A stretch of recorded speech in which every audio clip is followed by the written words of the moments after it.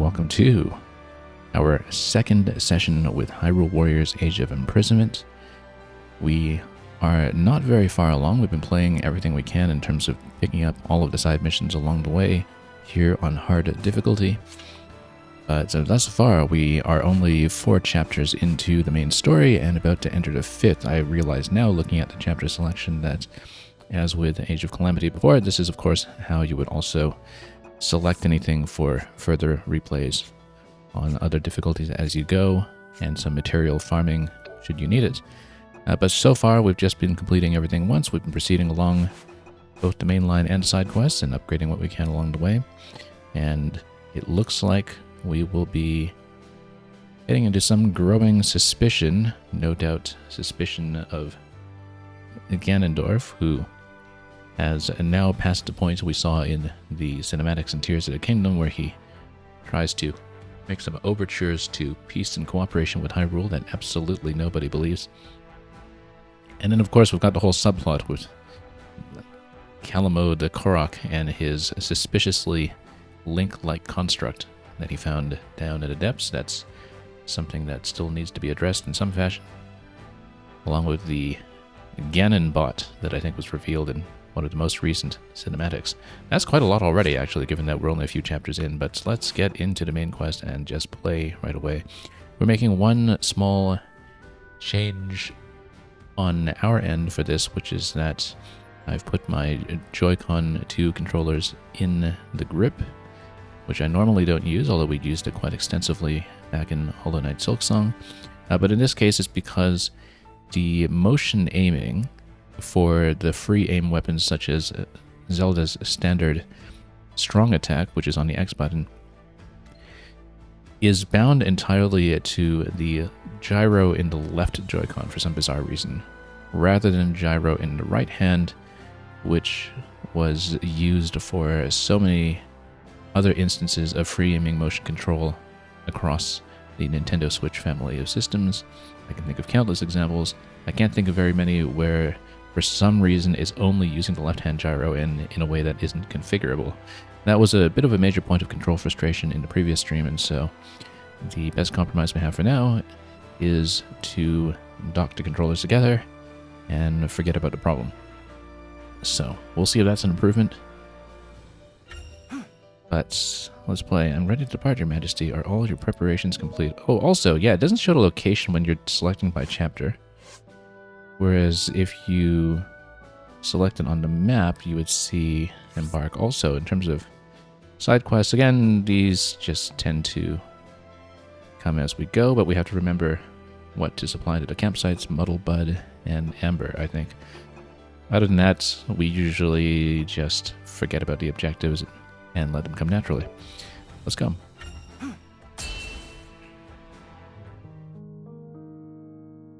Though the people of Hyrule celebrated their newfound peace, it was soon shattered as one after another, the castle received dire reports that shades were appearing across the lands.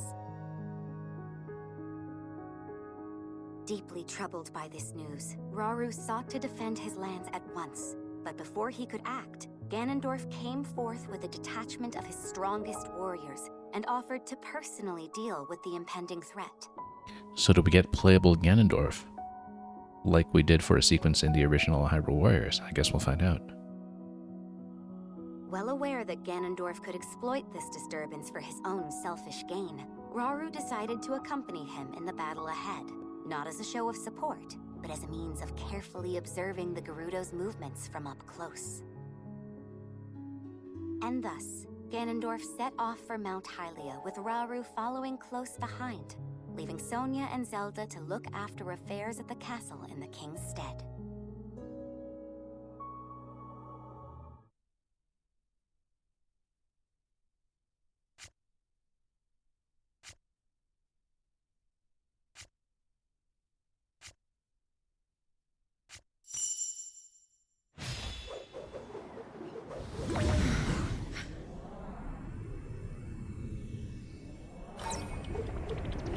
Practicing her time recall magic all the while. Marilyn, you're asking, what is this game all about? soon I won't have any more to teach you. I'll answer that at the end of the cutscene. Let's watch this part first. I'm only a beginner. I noticed something during the Molduga attack. Your power is already far stronger than my own, and perhaps even beyond Raru's, for that matter. I don't know.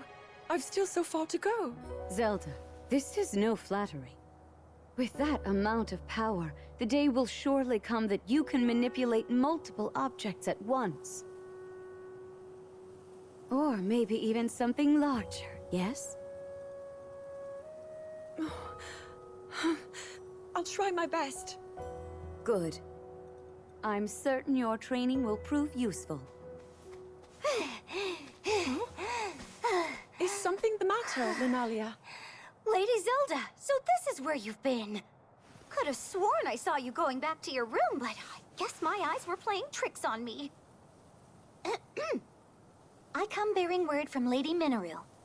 She's gone alone to the depths to confirm a few things about her research. The depths? I understand. Thank you. Though it's rather strange, don't you think?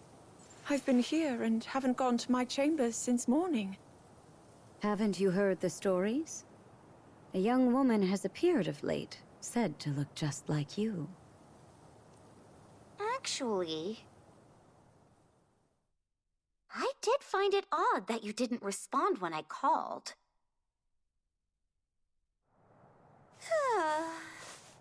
So many eerie rumors around the castle these days, and somehow they all come back to you, Lady Zelda.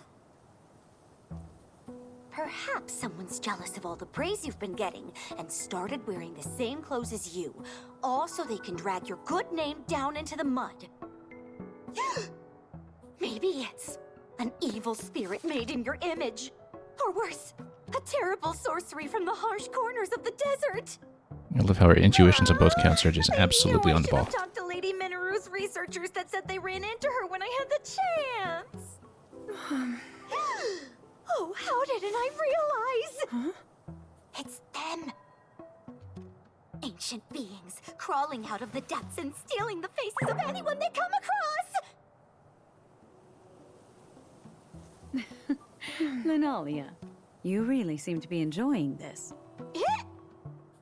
Oh, well, I just want to cover the possibilities. You can't be too careful. You truly are one of a kind, and a great friend for Zelda. Yes, life would be quite a bore without her. You tease, my lady. If you'll excuse me, I should be getting back to work. I have to know, does this other me exist or not? Consider when we first caught word of her, the day we welcomed the Gerudo to the castle. A terrible sorcery from the desert, wasn't it? Linalia's wild daydreams may in fact be steeped in reality.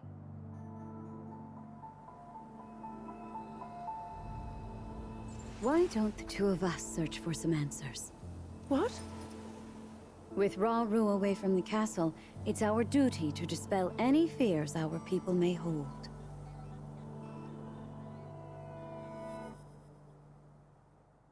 All right. I'll try to get back to the question that was asked just a few minutes ago when we have a chance here between cutscenes. This is a spin-off of Tears of the Kingdom. It tells the story of what happened to Zelda in the course of that plot, much of which was hinted by the cinematics that are unlockable over the course of Tears.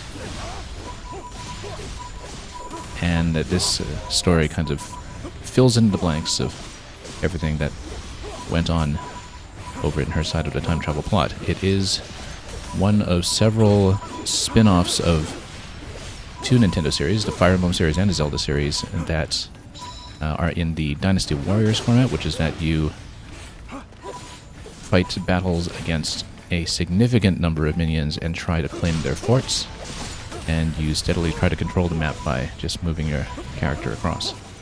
So hopefully that belatedly answers any questions about the format.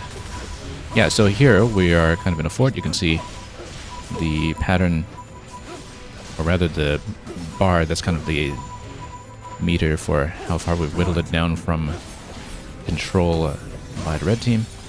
And then there is a fort captain that steadily appears as we whittle down the fort, and once we get him down, then that whole bar is going to turn blue to indicate that we have assumed control of this part of the territory.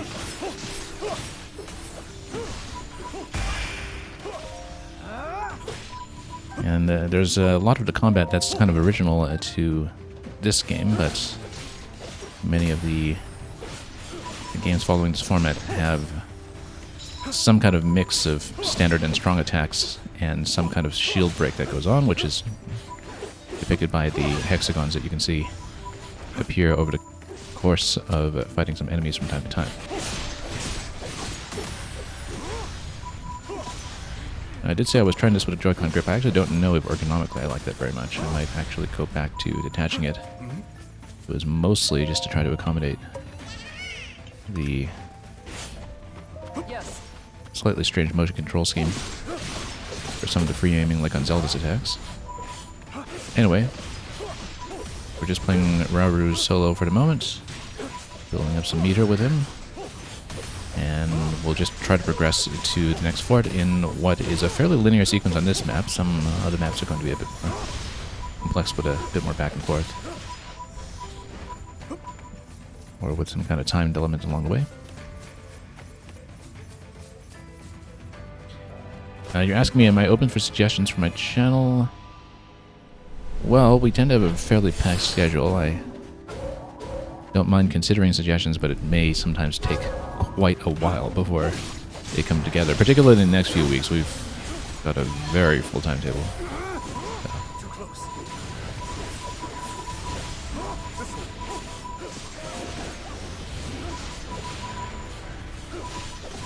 But yeah, we definitely try to feature some newer or lesser known content from time to time. Anyway, let's try to get a shield break on a shade. Let's see, I don't even remember which attacks I found here. Let's try to go for the aerial counter. This is my second day of play with this game, and so we'll see if I can remember much from day one mechanically in terms of how the various elemental mechanics work. For instance, almost got this enemy toasted here, but oops, it's much of an attack. Now we'll try to go for a strong attack here, perhaps, and see if the shield break can continue, particularly with another flame emitter. That is going to knock down the shield right away since it was sitting on top of the fire. And yeah, the fort is ours. Let's set up camp. And then let's remember Muddlebud and Amber if we can.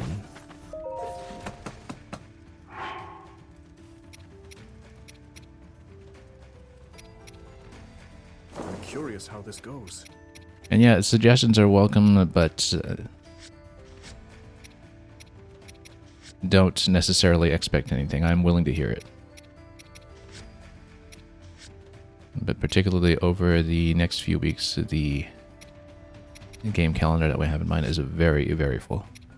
Okay, so Muddlebud, we will pick one. So you actually only need one to fill the quest.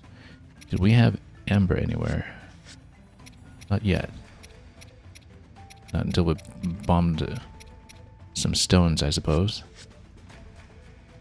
So that'll get us the attack charge rate. I'm actually going to get the experience boost on him as well. Rauru needs a little bit of catching up in that score.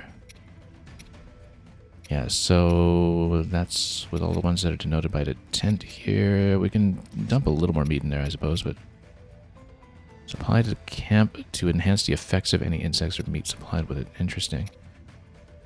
So if we decided to supply... Oh no, there is Amber. Okay. Alright, we'll definitely go for the special attack and any fish or ores. So yeah, we'll do one piece of that. And then maybe still go for experience. So for example, you do this, there's a +9, but whoops, accidentally canceled out of that.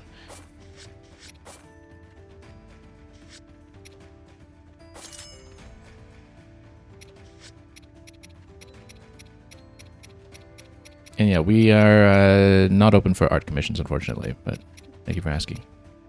We do get that question sometimes. I know a lot of small streams get that question sometimes.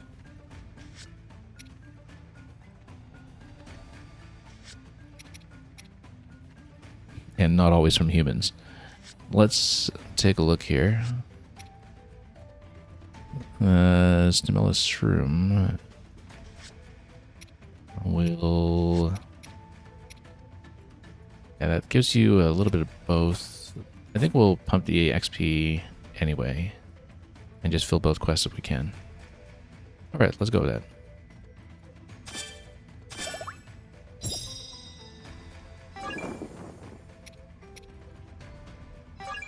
Okay, both complete. That was a Let's go back. change of pace. Now the thing about the camp is if we enter camp, so that doesn't give you the heal though, but it does replenish your other supplies, doesn't it? Or like if you use the ration here, then do you get the ration from the camp? Or not? You don't. Okay. I wasn't exactly sure because the first time you see this mechanic, the camp mechanic, it actually does replenish everything, but maybe that was material specific. Still figuring out some of this. There's a Korok.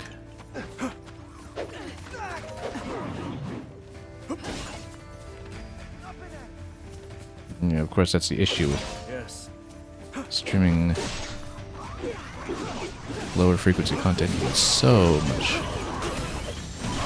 spam sometimes.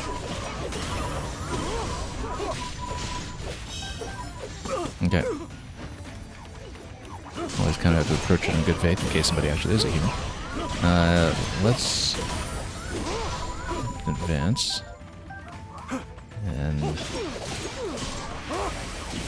this little sweep on the 3-in-1 attack here. It's worked rather well. Ro's got a couple of other combos that we haven't really played with yet either. Like the 2-2 here, like 2 standard, 2 strong. And then there's a press repeatedly effect on this one as well. Anyway,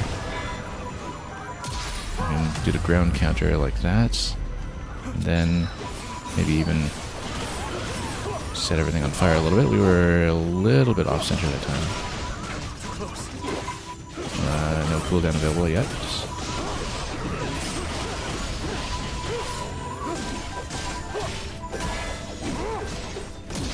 This will be available though, and then we will smash it.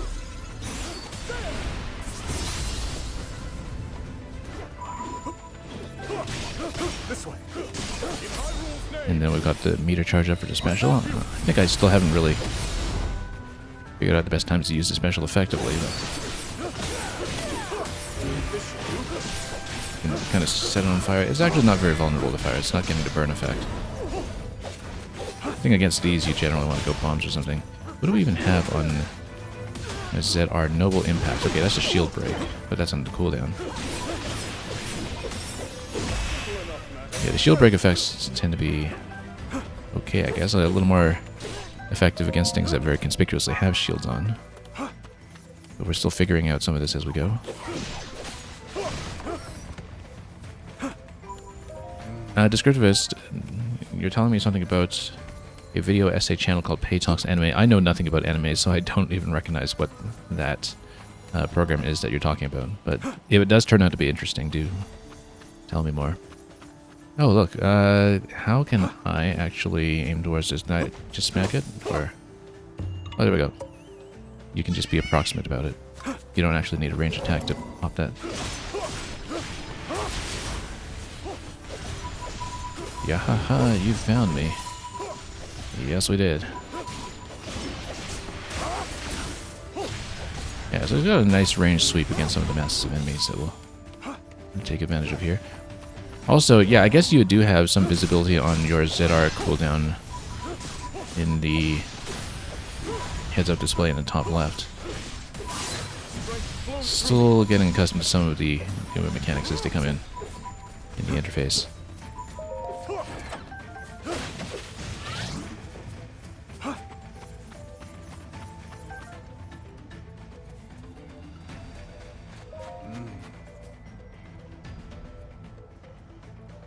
I mean, you know, Raru is practically asking to be tricked. He deliberately came here to see if Ganondorf would backstab him, and well, what did you expect? Foolish King of Hyrule. Who's double-crossing who? Oh, I actually should have used the shield break on this one. That's okay. Let's go fire. There's also the ice bomb combo that could work, but let's just... Okay, get in there. And smash that up. I can use the strong attack for the next one, perhaps. Then maybe even the bombardment. It gives us quite a lot of shield breaking. And then gets us down for another pass rather quickly. A lot more shades though. Yeah, Ganondorf's beck and call from the flute.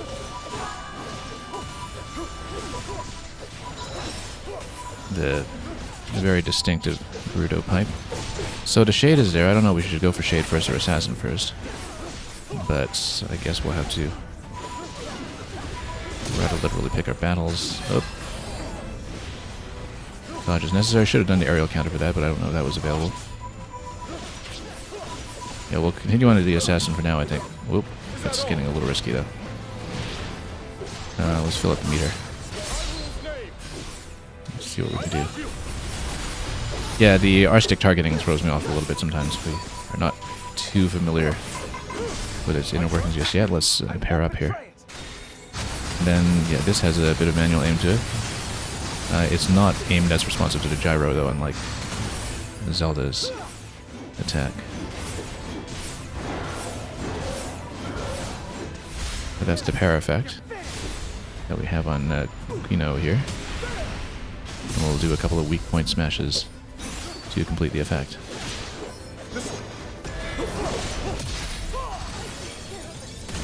And then try to follow up. We'll probably need to heal up after this bit soon. Retreat. In a moment of triumph. We better heal up. Oh, still in cooldown.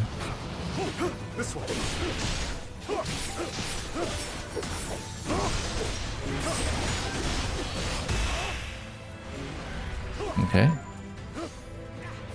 Defeated Gerudo Assassin in his shades, almost.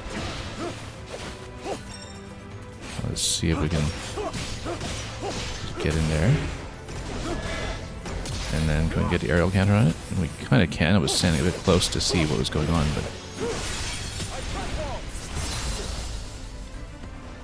In the Zelda games, does Link kill people? Well, it depends on what you mean by kill. I mean, I guess, you know, for the longest time, when he defeats monsters, they have a smoke effect to them, where they are vanquished and returned to the nether or something. There is, of course, I don't know how familiar you are with the conclusion to Wind Waker, but there is precedent for Link outright stabbing somebody in the head. Except in that case, I mean, does preserving somebody in stone for an indefinite period of time actually count as a kill? I don't know. It's, in Nintendo terminology, a defeat. In Pokemon terminology, you would be making them faint.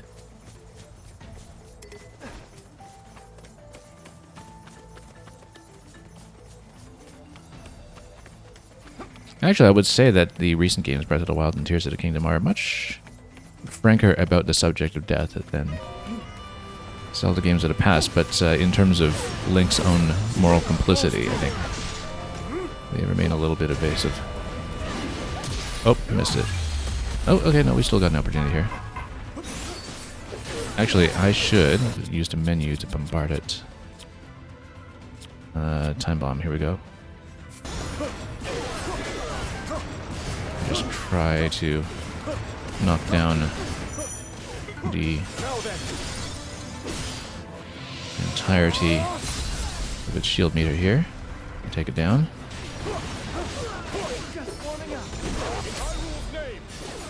There is an assassin that's beside it. I don't know if I should prioritize it, prioritize Detalis, but We'll do what we can. You can also try to ice it, perhaps. Oh, no, we have no battery right now. That's good. We've got spare batteries. And then we'll go set down and then bombard again, probably. And then it takes it down really quickly.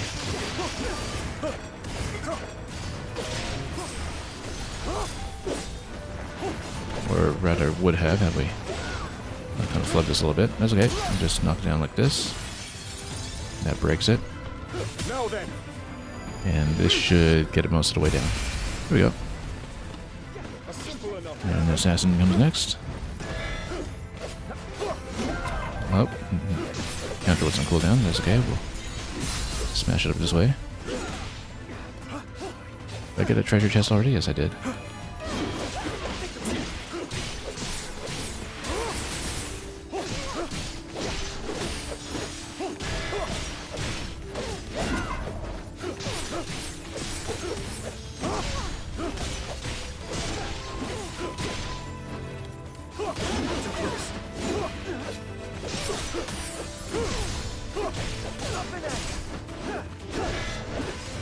Okay, now that's on cooldown. Great.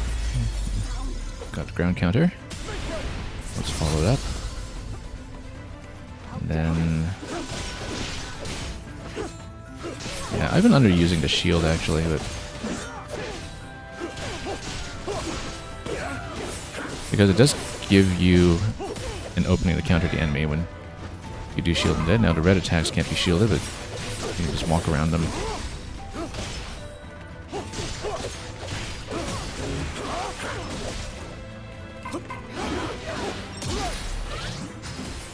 Drop the bomb or something.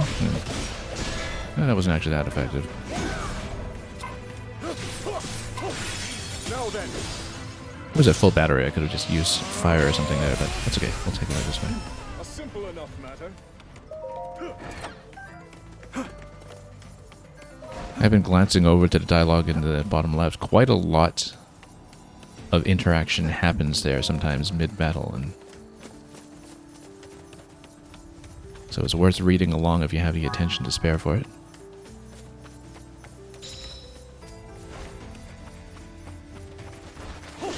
Anyway, head for Hyrule Castle. Yeah, we'll eventually want to find some health here. Now, the Hyrule Castle waypoint, though, where is that on the map? Let me take a look here. It's actually all the way back. So, do we want to complete the circuit over here? We can, if we want to. Oh, I see. Past the initial position where we came in, that fort was taken. So, yeah, we should actually just continue to the castle going the other way on the map rather than going backwards. That's okay. We'll go then. No need to take that area.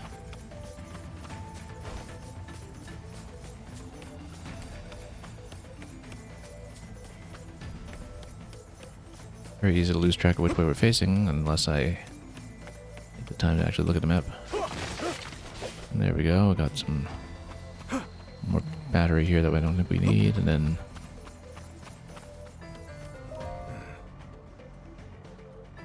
yeah, it took longer to exit this area of the mission than we should have at the end here, since we went backwards, but that's okay. We're not too pressed for time. Now let's see if there's still a boss sequence as part of this mission. What's transpired Or some other follow-up.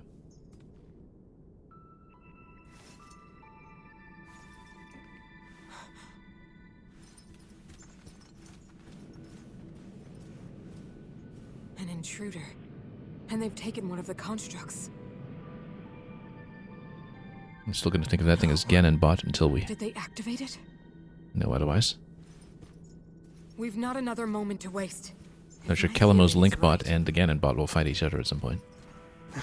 But we'll find out.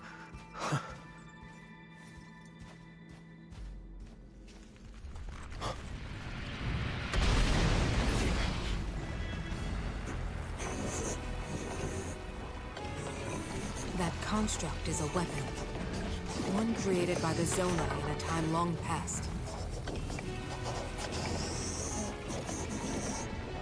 A forbidden technology that delivered ruin upon this world. And now threatens to do it again. Okay, so let's fight it. Is it going to give me more tutorial here for how to deal with it? But anyway, question mark. Okay, good. We actually dodged it. Let's try to dump the special on it.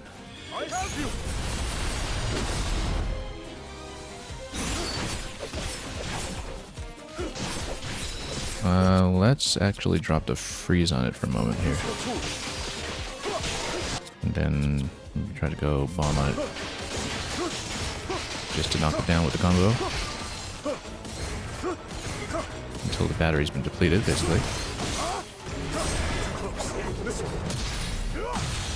And then we can shock it out of that attack there, and look at that. Pull it up with a shield that's mostly brittle, but oh, we didn't really manage to take advantage of that properly. We need to heal up. Let's get battery here. Okay. It's not really being hit by the flame effect at all here. Very little. Nope, nope. Whoa, that hits hard. That hits really hard, actually. And I'm not going to survive much more than that if we don't take him down soon. Yeah, that's a big problem. I do in fact need to dodge, which is perhaps unusual for the genre. Oh, yeah. Defeated. Do we restart from this checkpoint here? I guess we do, yeah. Same resource bank, I guess. Yeah, I wasn't expecting it to hit that hard. That was really quite vicious. Yeah, I guess we'll do what we can here. This is the first time I've even seen the defeat screen in this game, and so yeah, we'll need to be a little more careful here with the counters.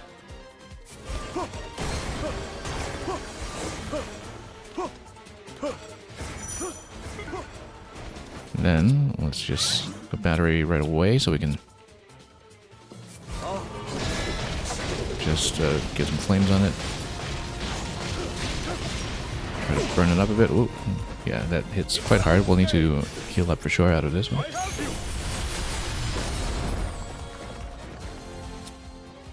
Descriptive as you ask, have you seen YouTube videos where a guy attempts to ascertain every Legend of Zelda map location in relation to each other?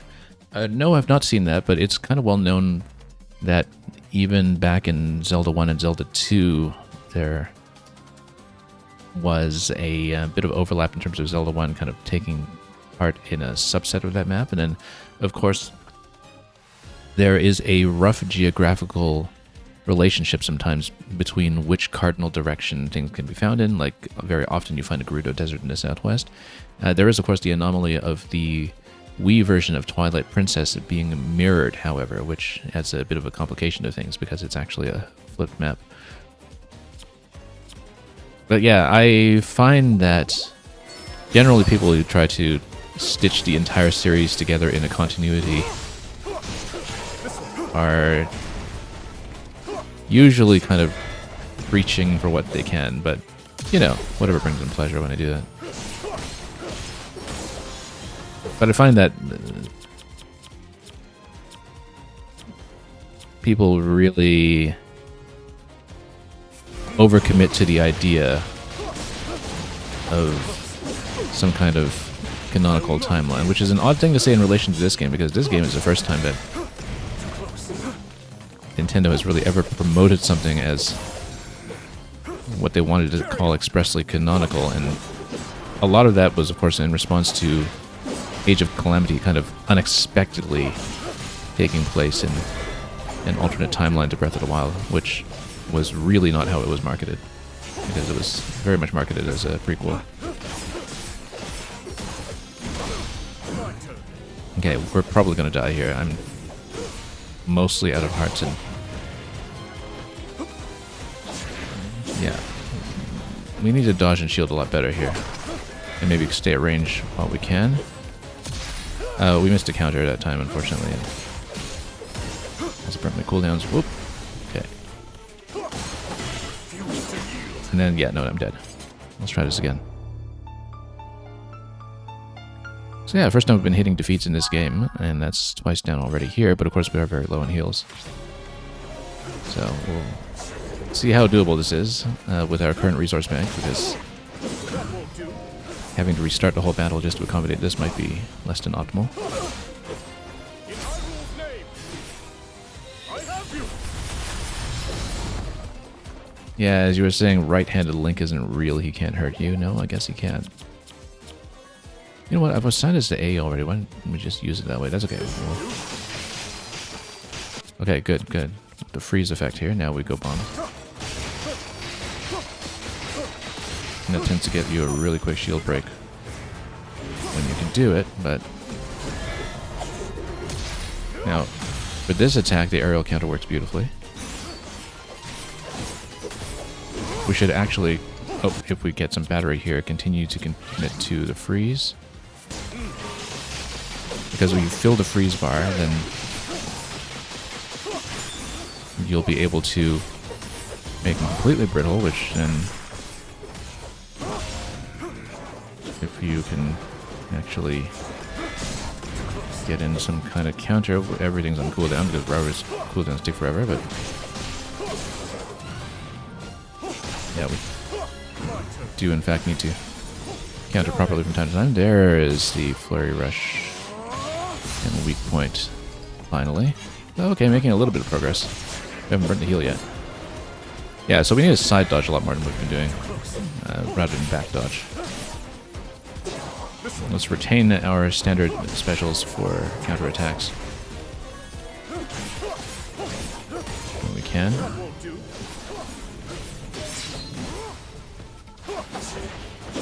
Oh, ooh, I got hit hard. This guy. Oh, I'm out of heals actually. Never mind that. I was out of heals.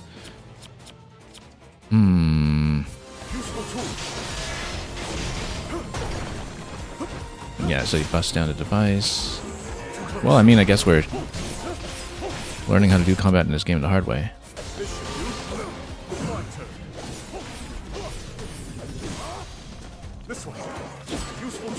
Oh, no, dead. Just too close. It's okay, that's why we're playing on hard. We want to properly engage with mechanics. So we just need to avoid damage a lot more, of course, just given how hard everything hits here.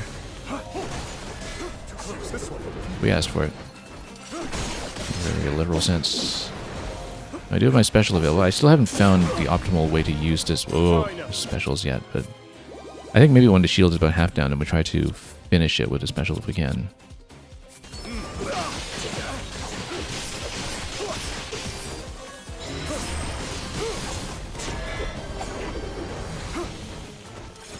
We can counter those moments a lot better as well. Okay. We need to be a lot more defensive in general. Like, apart from the shield recharging itself with time, you don't really need to pressure too hard. But the shield does replenish with time, that's the thing. So, that's why you have to keep pressure up, mostly.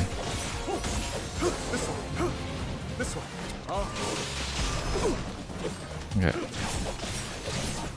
Yeah, I took way too much of a hit early. This is not likely to be a successful attempt, but we'll do what we can.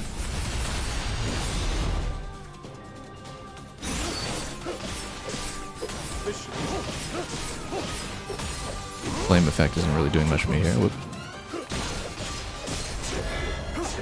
Okay. Side dodge, okay. Good.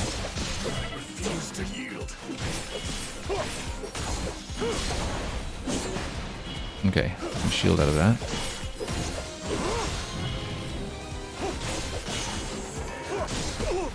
Nope, yeah, and that kind of does a shield break of sorts. Okay. It's okay, we'll try again. But it may turn out to be that we need to restart the battle in order to come in here in a more advantageous position when it comes to available heals and the like.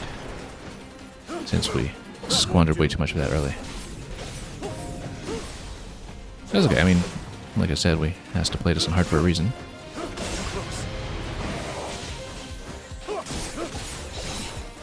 Defeat question marks. Yeah, the tells are pretty clear. We just need to I endure. actually respect them. Useful tool. Ice seems to work a lot better than fire on him, but oh, he's going to clear the area here and then Too close. kind of lead him to that area.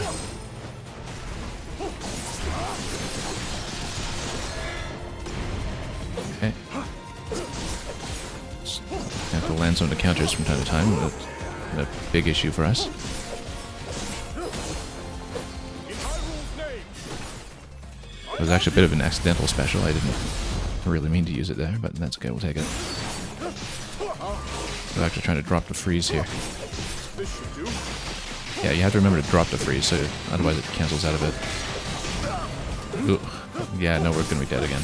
That's okay. Refuse to yield. Am I fighting the person with a Korok friend? No, I'm fighting a different one. This one. The My end. construct with the Korok friend, we got to control in one mission. This is another construct that was woken.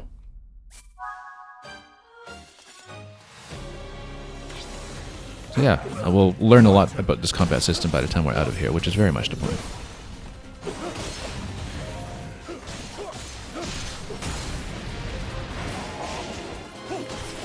Just need to have better muscle memory for landing the counters.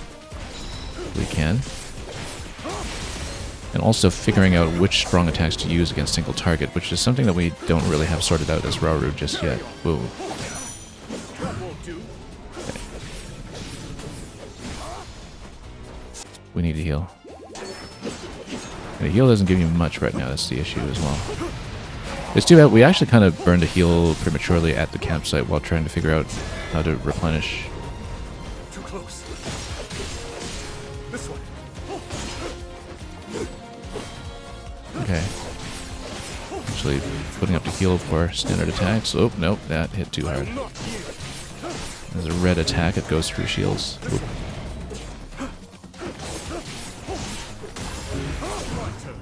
Okay, there we go. Not easy, this one. I have you. We've only really gotten them down by half so far. But yeah, if we have to restart the mission just to build up resources, we should do it. Because this has proven to be a little bit tough on us here.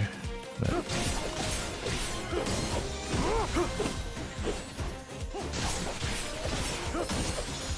played this rather perfectly get through this attempt at this point.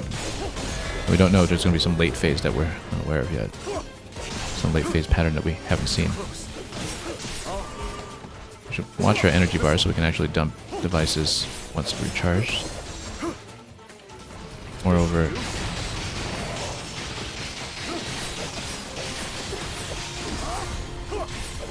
finally getting shield break maybe? Almost.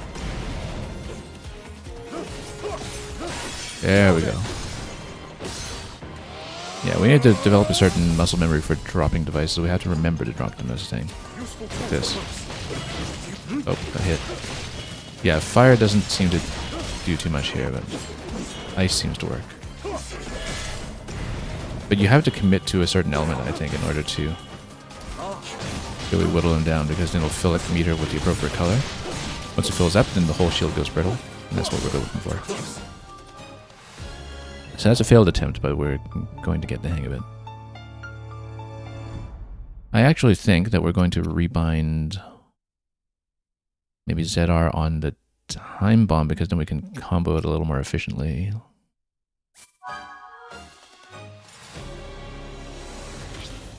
Okay, let's actually rebind on ZR here. Yeah, because Rubber's got such a huge cooldown on all of this stuff that we really need to keep that in mind. I think we just burn the heal right now, since we're more than 5 hearts down. It only gives you 5 anyway. Then I have a bit of a clearer idea of where I'm sitting in the fight. Oh, burned that by mistake here. You can actually... Can you drop multiples? I'm not sure you can. Oh, I actually used the ground counter by mistake. I think you should generally save those for counters, but... Okay. Facing the wrong way on that. Facing the wrong way everywhere here.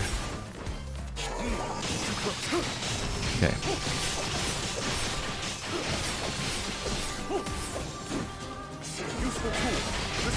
Yeah, the thing about the Zona devices is that you don't need to worry about a time cooldown. It's just based on your battery, and so if you've got battery, you should actually use those aggressively. The way that we are kind of doing here. We just need to get him within range of ice so we can get the shield break. Whoop, no, that hit so hard. Okay. Yeah, there's a lot here that's just a matter of muscle memory, I think. And he does clear some of the devices. Okay, finally we can get a break here, though. Yeah, we're not going to win this time, but we can at least try to make a respectable effort here. What if we do a special into the weak point open? Does that do very much for me? It really doesn't.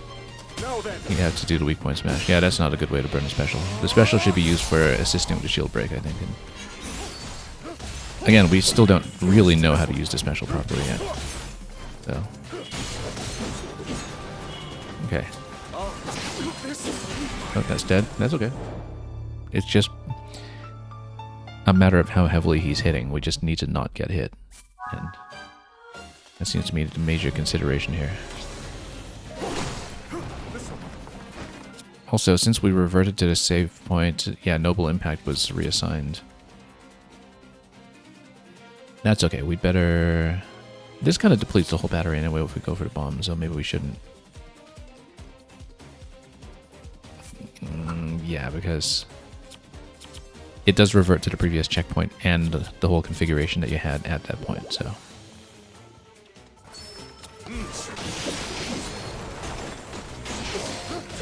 Okay. Yeah, we're standing too close in general, I think. Oh.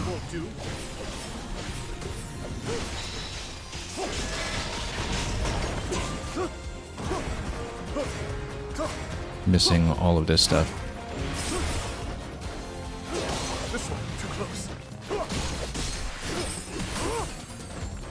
We need to find the good single target combo to use here. We haven't really done that yet. 2 and 2 seems to work okay. Oh, a little bit late on the aerial counter. Let's try to go through a special to see if we can get any kind of shield break assistance with it. Maybe we use that in conjunction with when the shield is weakened.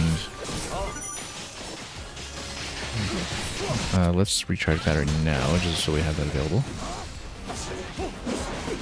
Whoop, that hit. It was the aerial attack that really whips you though, so that one. But we're standing way too close. We have to fight him at range. Mid-range. I mean, we're holding a spear, we should be fighting in mid-range. Yikes, just getting diced here.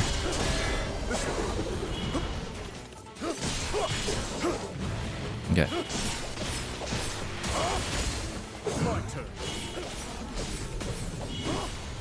Oh, at least we got to dodge that time. Oh, that was a mistake, actually. I was trying to go for freeze and I hit the wrong button. Okay, so we've definitely hit a roadblock here, but we'll see what we can do. I will need to make a judgment call as to at which point do we just restart the battle for resource reasons, though. Because it's looking potentially necessary. Why don't we just go for a shield break right now?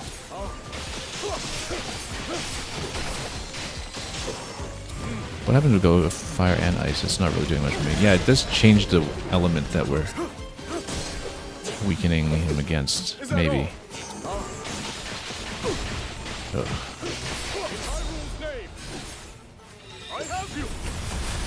I think I want the shield in a brittle state and then use the special, but I really don't know. Maybe we should read some of the tip sheets in the game to do these mechanics properly, but... We can get him back to the ice. Yeah, the ice doesn't use too much battery here, that's the thing.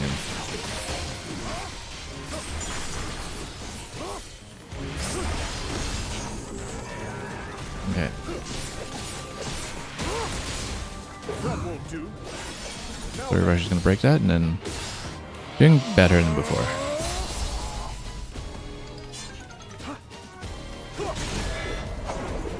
Ugh, no. Got stuck in the corner there when I was trying to dodge away. That was a bad place to be standing.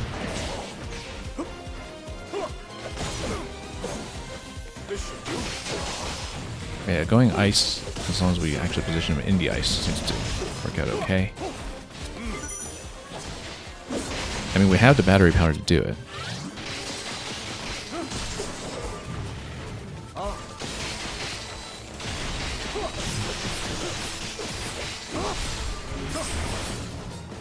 This should do. And then cut across ice that way. Yeah, if you use ice again, then it does change its placement. And then if you go for special in combination with the ice making it brittle, then you get quite a lot of shield down, which is what we should be going for here. Too close. Useful tool.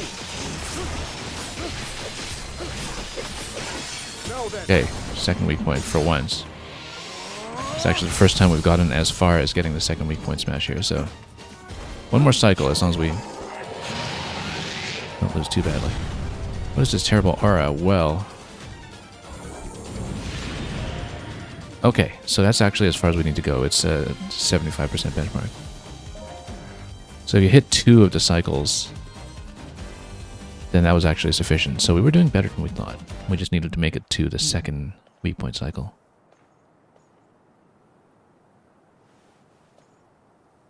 Alright, that took, what, 5 or 6 attempts? Maybe more? Queen Sonia. This is, of course, a familiar scene from Tears of the Kingdom, except now we see where Ganondorf is standing when it happens.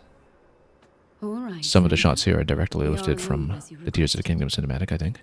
What was it including you this one. wanted to discuss with me in private? You are far too trusting.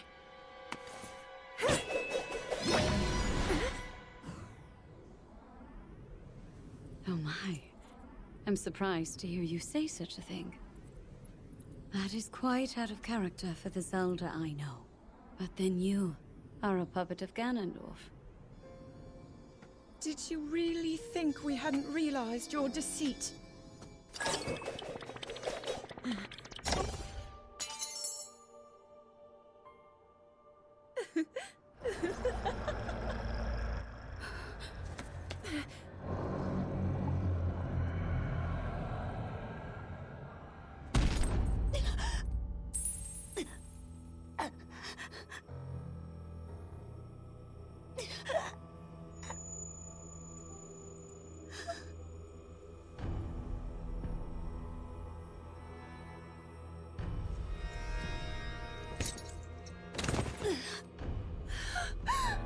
Your Majesty! Queen Sonia! Oh no! Queen Sonia! No! Finally. Finally, it is mine.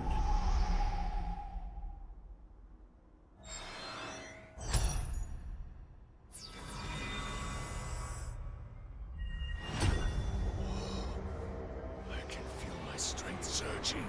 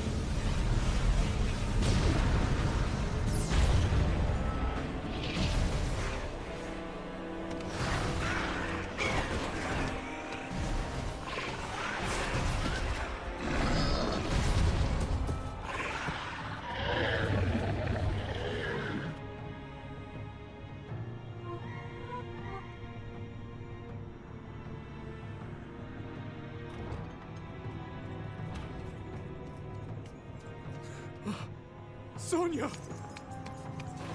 You were too late, Rauru. You took for granted the godlike power you had in your hands.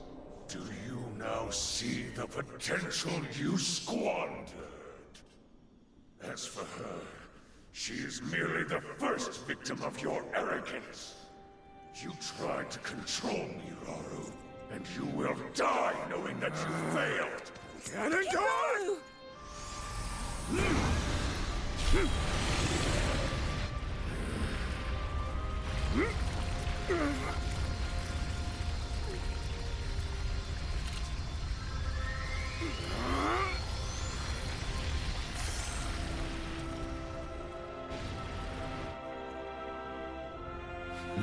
Now, everything up to this point was the Tears of the Kingdom cinematic. When they warp away, we'll see how, if at all, it is extended.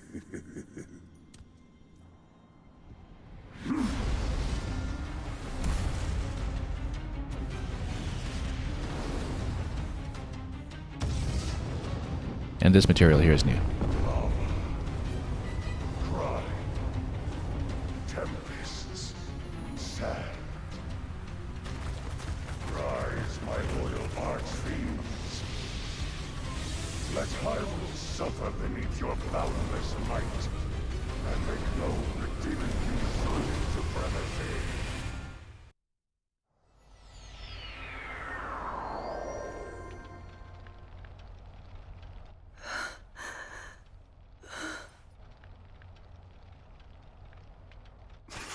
Rauru, Blood Moon rises.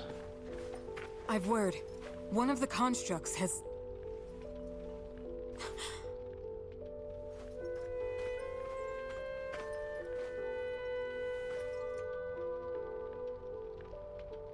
How can this be? Minoru, Zelda, I need your assistance. Gather everyone who fled from the castle and prepare to head north. We make for Tanagar Canyon, and the refuge its temple might offer us. At present, that's our wisest choice. And that is, of course, the Forgotten Temple King Rauru. from Breath of the Wild and Tears of the Kingdom, Understood. which is where I believe they also will establish the map room.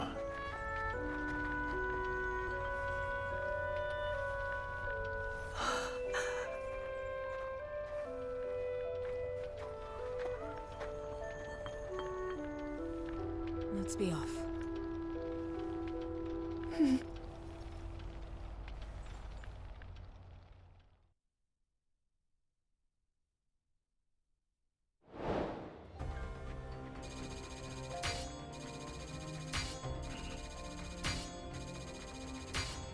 Anyway, Rauru didn't even have the benefit of leveling up by much.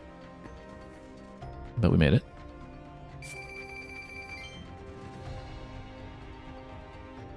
And we ticked off a couple of lists. Increased sync gauge charge rate. Extra material, and let's see what we have here. Sell at higher prices. Yeah, because I guess eventually we'll be selling off some of our initial weapons and replacing them as we go, since we just have to start a weapon on everybody right now that doesn't have very many slots to work with. We've only begun to see the beginnings of the weapon grind system in this game's incarnation. I mean, this was just chapter 2, right? So it's dealing with the familiar plot points fairly early, and soon enough I'm sure we'll be recruiting the regional sages. Luminous Stone Talus Heart.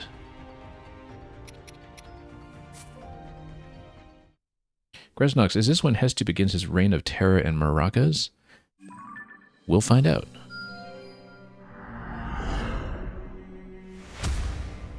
If so, that would make him, other than Zelda, the only returning combatant from Age of Calamity, but we'll see.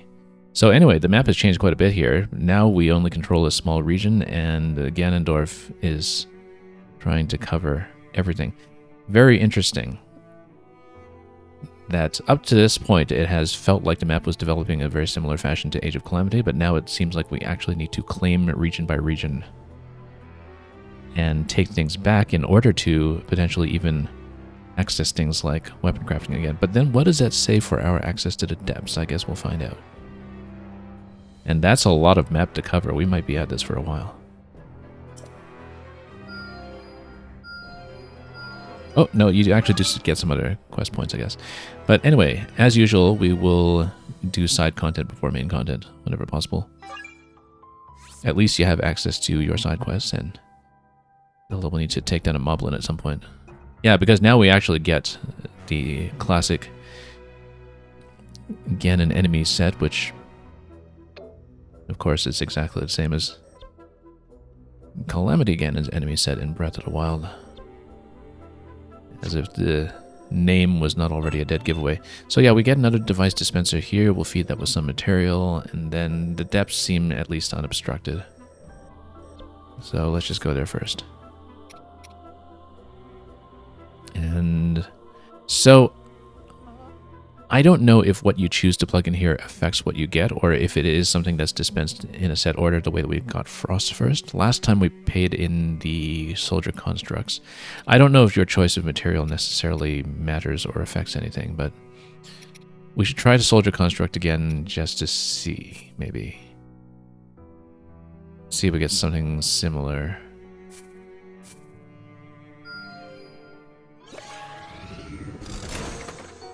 Shock emitter, okay. Yes, this will Yeah, you get some of the elemental combat off of the soldiers, but perhaps you get other things off other materials later. Like the wing or the fan or something, that would be nice.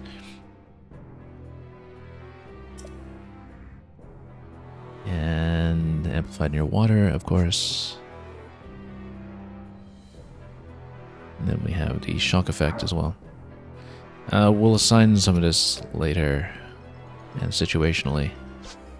So it looks like right now we actually do have to go ahead, although we have the weapons research base available first. That we actually can't go anywhere except claiming territory. But I guess you can cross over a few blocks at a time, perhaps. And oh, I see, we actually have this region here, which is not coincidentally where a lot of the old Zonai foundations were located. Why though? Because, yeah, Tobio's Hollow is here, that's why. And you do get access to the previously completed battle there if so necessary. But looks like we have to progress in the main quest for now after weapon upgrades happen. We get more going on at Spears. I guess eventually we'll plug in and sell at higher prices, but right now we just want to mainly work on leveling. Zelda's still on the level 4 here, so they'll just try to pump hers a little bit. Open up the additional slot for future upgrades. That's going to be a massive expense here, actually. Let's just do it. It's probably suboptimal to spend so greedily now instead of saving for later, but I'm sure that the resources will scale up pretty considerably. And yeah, eventually these sell for a bit of a pittance. Oh, there's a cap on how many you can store, so till 40. Anyway, I guess we should continue the main plot. And we'll be using all 3 combatants in the next area. I guess, yeah, we'll figure out who I want to assign shock on one of their main inputs. Actually, I should maybe do some adjustments soon. Well, let's see what we're dealing with first. Longer and more arduous than anyone we've faced before. Just as a warning in case you're near the end of a stream or something and you're trying to budget time. Well, yeah, happy to see a long chapter. After having completed this. This is actually still in chapter 2, so let's do it.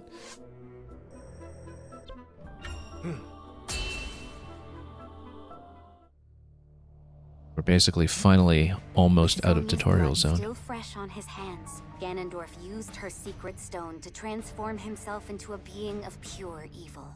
As a blood-red moon loomed high overhead, the new Demon King summoned forth terrible monsters to wreak havoc across Hyrule. Fortunately, Rauru and Zelda were able to make use of the Porapad and flee the castle before Ganondorf could claim their lives as well.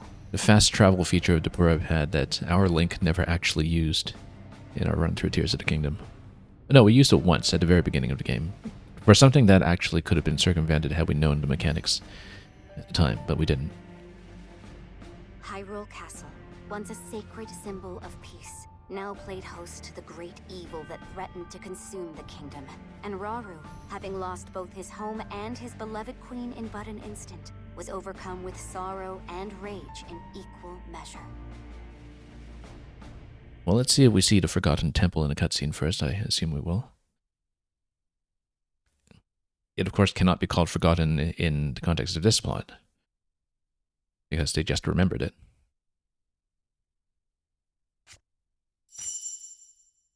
Oh, air recovery. The ukemi, as it were. Anyway, enough tip sheets. Let's just play.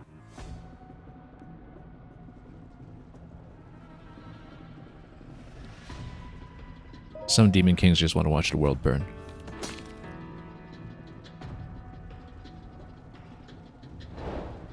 Okay, so we got Rauru and Zelda. Understood. Also, this will give me a chance to see... Yeah, actually, even with the motion inputs on the grip now, that's not better. Actually, that is in some ways a little worse. Yeah, I guess the initial position matters quite a bit in terms of how you can position the controller. I'm just kind of practicing this because, again, my issue with this mechanic is that the gyro detection is on the left Joy-Con, not the right, and it's actually a massive problem. Hey, you know what? We should try the shock effect.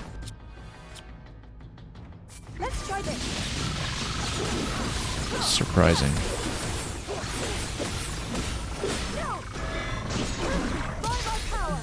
Interrupt. Okay.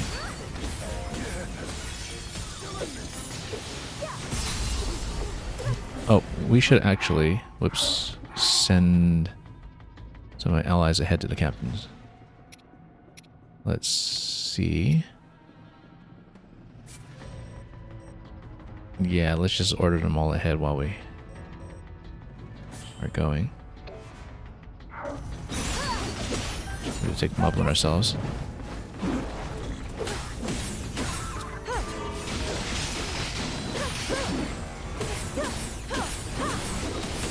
So yeah, the element meter fills partway even if you have a change of elements, it seems. Oh, still on cooldown. We no longer have Sonia's support ability for obvious reasons.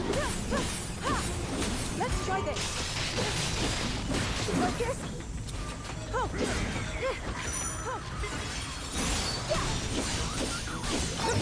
Smash him up this way. And restore power later. Okay, so we'll send Zelda on ahead while we perform a rescue with the others, I guess. Rescue this captain here. Whoops, that's a lot of moblins. And yeah, the captain down. That's okay.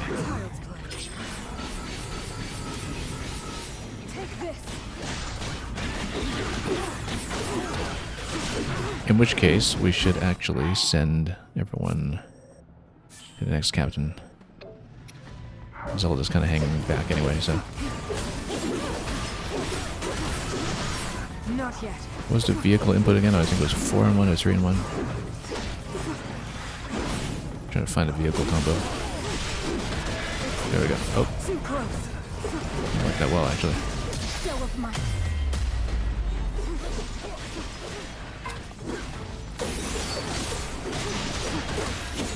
I'm actually going to put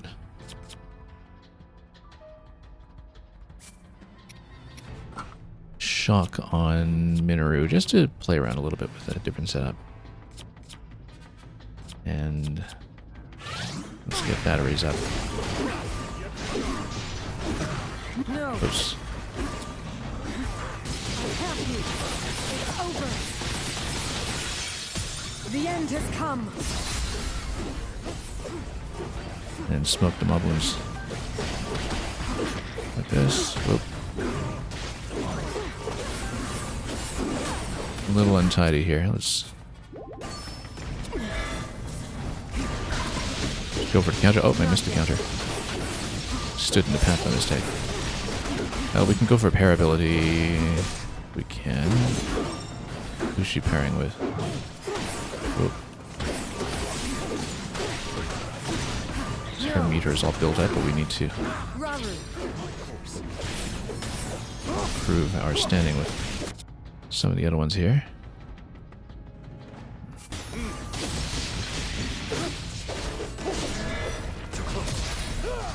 Counter. Good.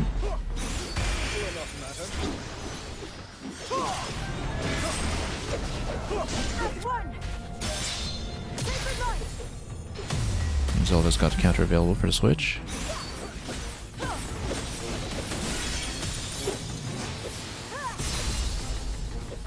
Good. We'll save the pair ability for... actually, we can do that.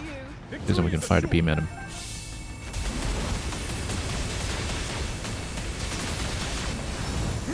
One of them was not quite aiming on target, but that's okay. Well then.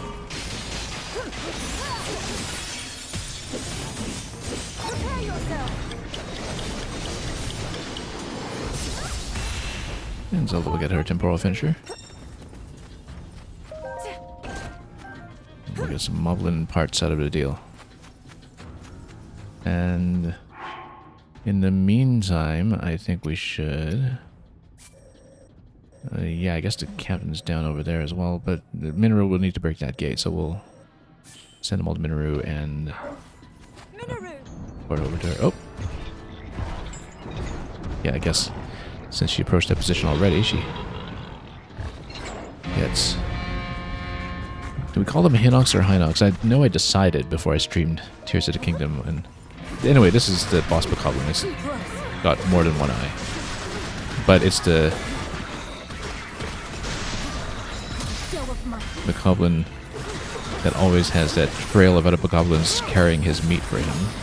Tears, which we had so many memorable fights with. I remember actually we used shock against him extensively in that game, so why don't we try it out here and see how it goes. Oh, counter's on cooldown. Oh, dodged the wrong way there.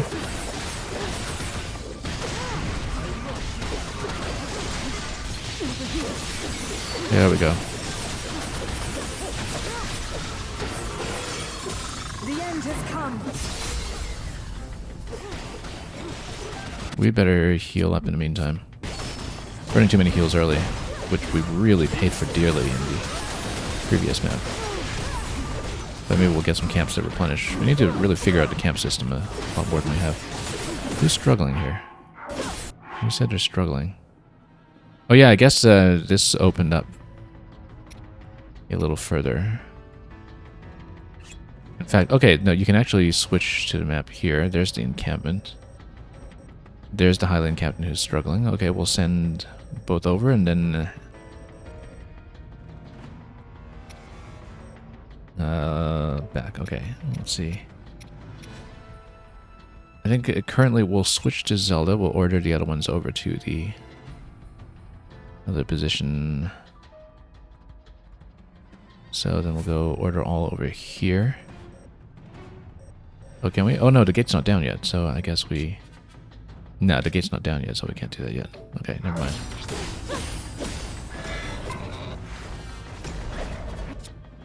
But we'll get the camp going soon enough.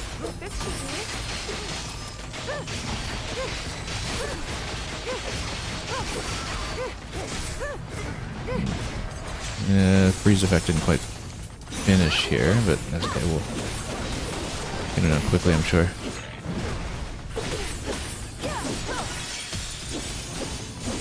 And then we'll send everybody forward. We'll take our player character to the camp base, and we'll send the other two to defend the captain. Got some battery replenishment. Great. And then we'll order over to this captain, and then we'll send my current character forward. Actually, a side quest. Who should we be fighting as here? We should actually switch over to Rauru for a bit. Although Mineru's got the 1000 grind ahead of her, so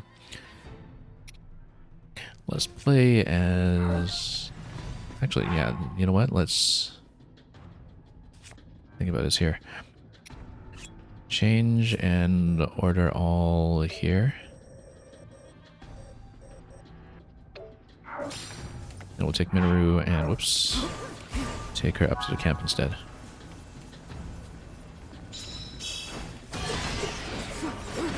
Yeah, because she benefits from taking out things like keys. Anyway. I am ready.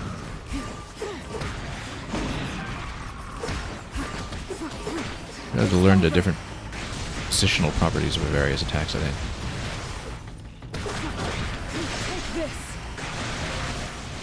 The 3-in-1 auto-build vehicle works out quite nicely much of the time. So yeah, we'll try to rescue the captains. Oh, we need to rescue all of the captains. So we need to back up, actually.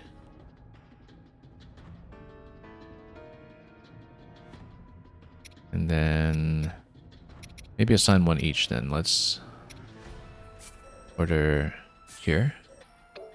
Zelda's already in that position. Mineru will order here.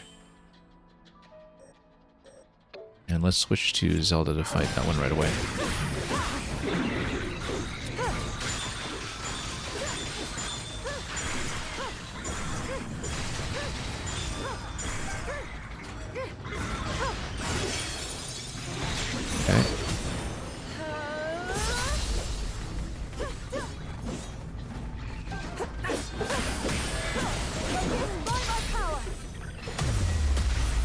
Counter him again.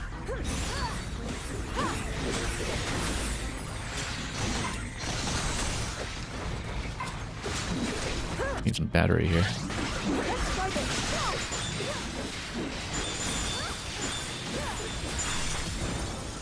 Time is slightly of the essence because we want to rescue all three, but... Oh, it's on cooldown.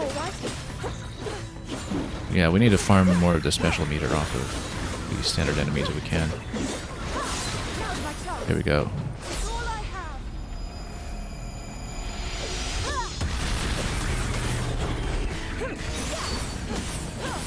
Should be able to whittle them down quickly. There we go. And then, do we have any boxes I can smash for batteries or something? There's one over there. Okay, so... Zelda will order that position, and we'll switch to Rauru. See how the captains are doing. Can I see how the captains are doing? Not really. Well, I guess we'll page over to each of them and find out. Mineru's captain is doing okay. Rauru is conveniently at the goblin camp, which is what he needs for the quest, I think.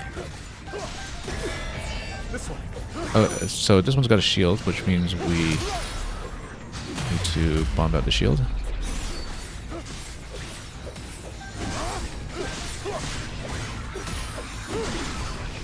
Which also means that we should go time bomb against him.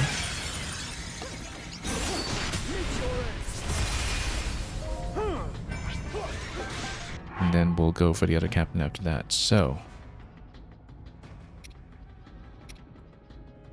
let's assign everyone to... Well, let's switch over to Mineru and assign the others to this camp. If we can.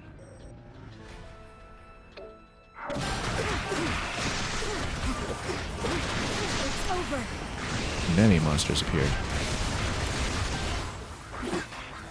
We better look at the map here. you. Minimap isn't quite showing. Approaching from the south. Okay. Not done. We'll reassign that in a moment.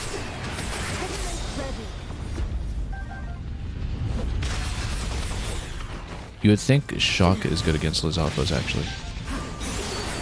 Wouldn't it? Because then it would shock the horn. The end has come. Okay. Captains are secure. Let's see. Somebody will probably need to do some kind of rescue.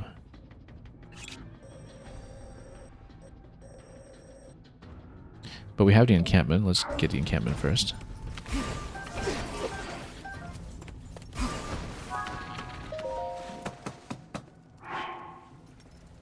Batteries have been replenished. Okay, that's good. Fortune favors the bold. And then... So change active effects. What's change active effects? Okay. Oh, I see. So for each class of effect, you can change what you're getting. Be it special attack or disengage or whatever. Assuming that once you unlock them, you can change which each of the classes of effects will buff. We're going to go still for experience gain, I think. Just because we can. Although we're a little low on meat for that, so... however, Hearty Radish is really quite good for those purposes. In fact, if we use them, we can fill up that bar practically, and...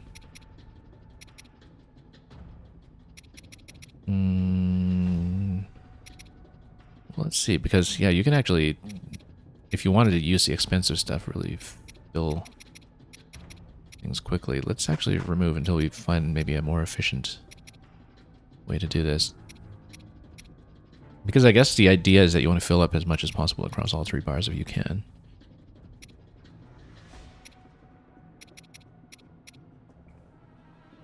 Well, you know what? Let's have a fish effect. And we'll just try to stack it if we can. This extra meat. Yeah, so it's like a 50% buff on all the fish, perhaps.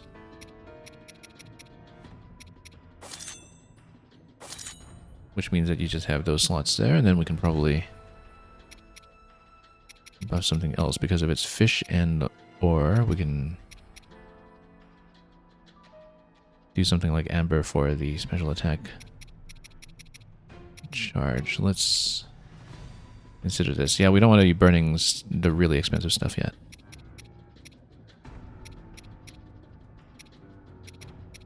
But it makes a certain amount of sense to go with this. Right, because the ones that are not marked with a campsite could potentially be used for overworld quests, and so we don't want to use them too quickly before we know where else to cash them in for things like the permanent character upgrades. So let's go with this.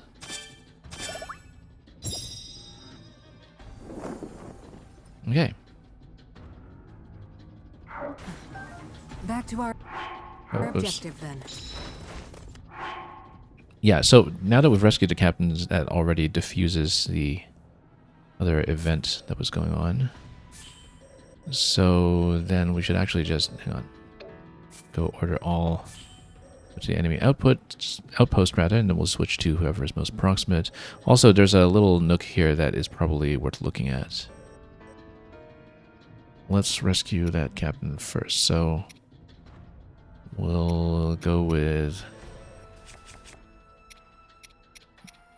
we should probably still go with Minoru, actually. Since everybody else has filled in what they need to. So actually, let's stay on this one for a moment.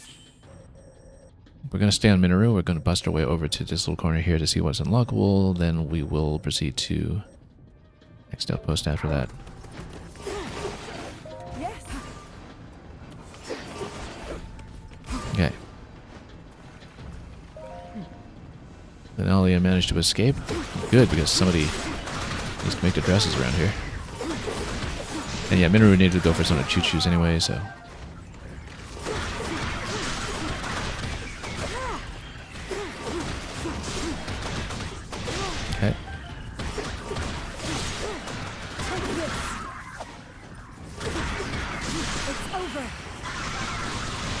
down what we can just to get her to KO count, since she just need to get over to 1k.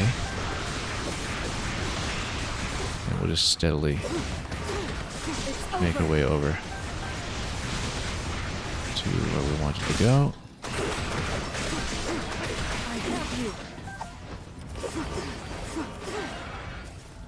Okay, this area was what I was going for. Looks like there's nothing here yet, but there might be some kind of event here at a later point then, unless we're here for the crates. We actually don't need the batteries right now, but then this would be a good resupply point once we do. Okay, in that case, let's switch back to Zelda. Get her to fight here.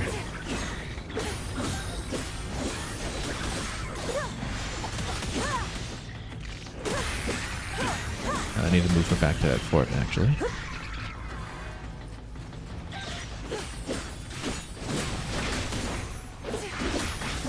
And get this captain out of trouble.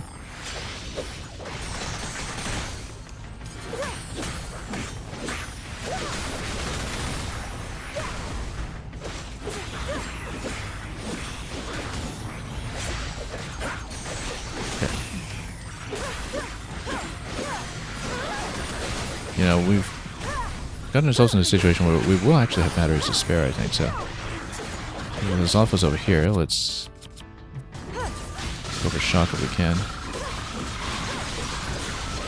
Let's see what we can do with it.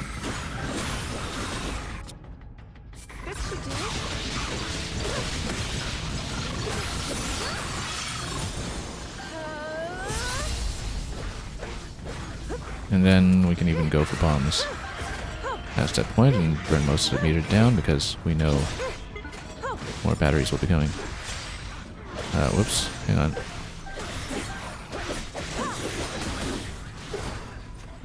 Oh, that's interesting.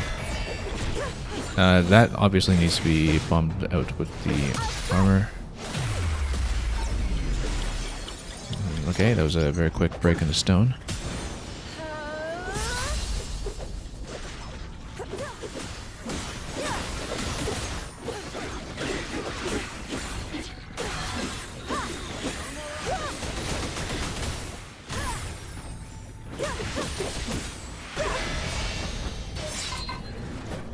Oh, we'll need time bomb here. Oh, except I'm out of battery, so let's actually go for that. That should smash it up quickly. And we should go for the battery over here. And then, oh, yeah, well, it goes Zelda defending back here. And we'll need to defend the camps at some point, probably, but... Oh, okay, yeah, they are going to be fighting Hinox over there, so let's see, where is Minoru? Minoru's over here in the corridor. Let's change over to her and take her up to that next point then. And we'll try to crack that gate. Actually, having Zelda here to do the manual arrow shot into the eye was probably a better idea, but we'll let him roll. And splash.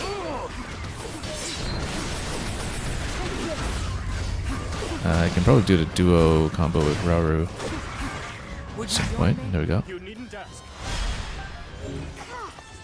Don't remember what it is they do together, in fact, but splash. Really better against masses. I have you.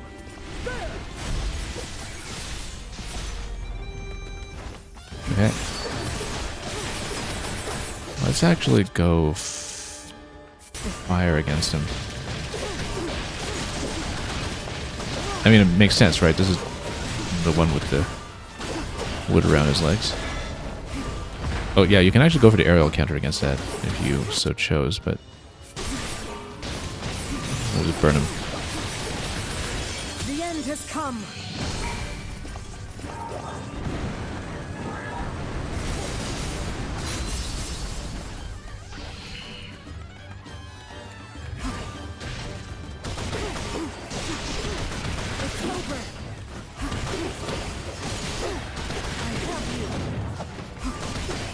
So he's gonna go for the wood there. Okay. Probably a faster way to take him down here, but oh, no. You know, we actually should go for the wood counter against him then. Let's just go for that instead. Ugh. Okay, knocked down a little bit here.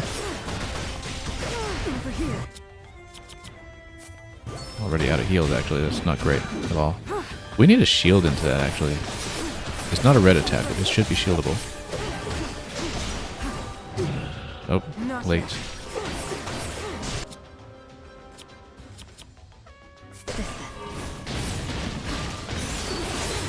That's a lot better.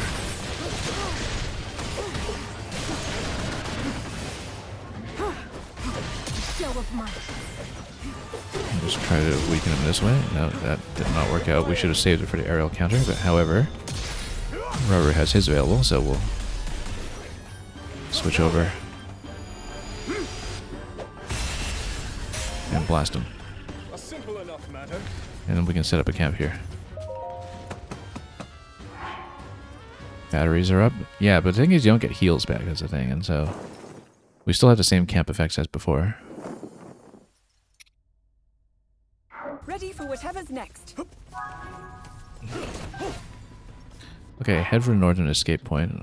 We should reclaim Camp Zelda while we still can, and we'll send the other ones up. We should actually reassign Minoru to one of those so she can continue to grind up a little bit. And send Rauru up top. And switch to Zelda to reclaim the current port. Not that you need to, but good habit to get into, I guess, for claiming the map.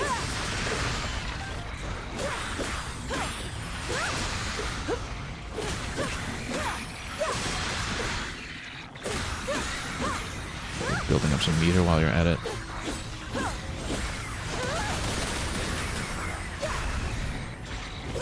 So you don't get totally flanked from the rear. Anyway, Captain's up and running. Let's go with this. We should also just bomb that. Then, can I do the bomb? There we go.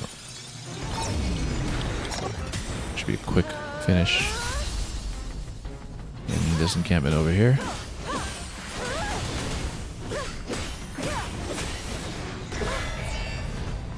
Okay, let's see. Yep.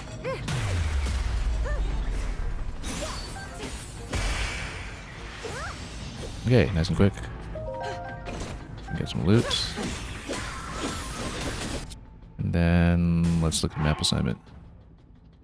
Push to Minoru to fight the rest over there. Okay, yeah, we keep losing the camps back and forth, so let's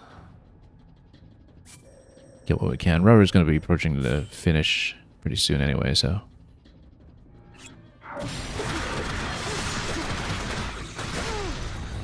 Yeah, there might not be an immediate benefit to claiming the forts in this map when it's not actually required, but you never know because objectives can just continue to extend themselves over and over. And send you running around all over the place to claim control, so. I think Captain here needs help, it seems.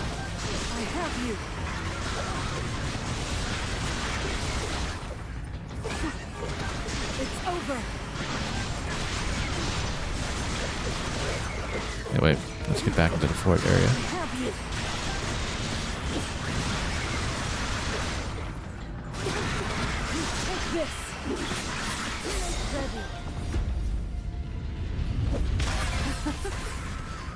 And then, yeah, this one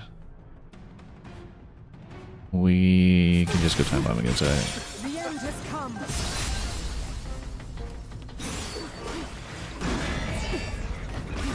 And then again,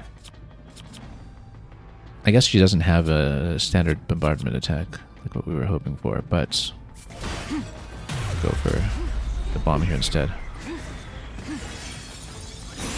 Okay, and then we dash forward for the follow-up and take it out quickly. I'm getting a little bit more efficient at this, ever so slightly. Anyway, Raoru's already in the fight for the final area, but how's Minoru doing for the count here? She's already got the 1,000. She doesn't have enough keys though, and we'll have to see about that. Do we have somewhere that has some keys? We saw some earlier. There's more of a bokoblin zone though. Choo-choo zone over here. Let's roam with it a little bit just in case we can find some keys. So we can reclaim this camp as well if we can.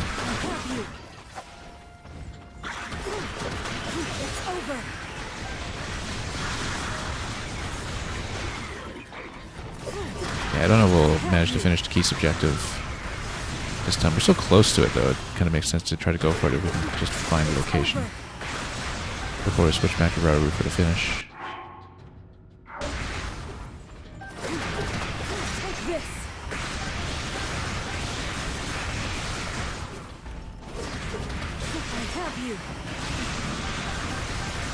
And we'll just build up what meter we can. All these are still available. Let's see. Oh, map. I keep pushing the wrong button for the map. So, yeah, Minoru's in this location right now. We can head towards the campsite spot again and defend it. And see, I just don't remember where the keys were in this map. I think we just need to continue to roam with her and see if we can fill in that last bit of the quest. Yeah, no need to enter camp. Well, we can't anyway while we're fighting. If we can do something here. Yeah, I don't know if we'll find it. Let's scan around the other parts of the map to see. Whoops. Maybe the lower passage. We should check it. It's too bad she's so close to filling in the quest right now, so.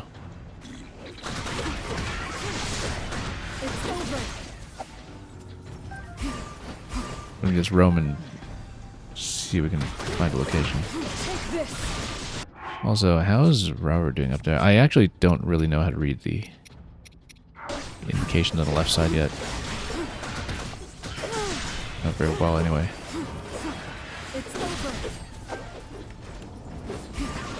I know we saw keys earlier in the map, I just don't know where they were.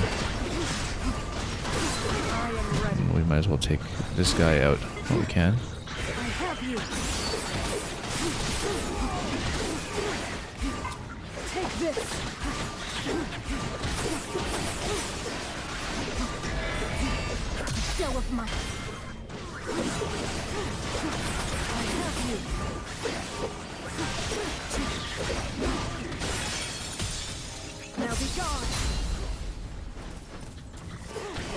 Yeah, I might as well take him out while he's here.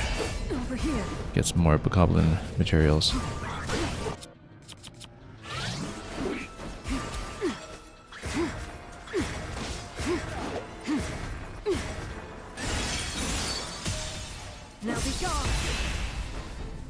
Okay, getting into the rhythm of it a little bit. But we still haven't seen any keys, so let's try to rejoin Zelda in this camp and we'll see about taking the top objective with Rauru at the escape point.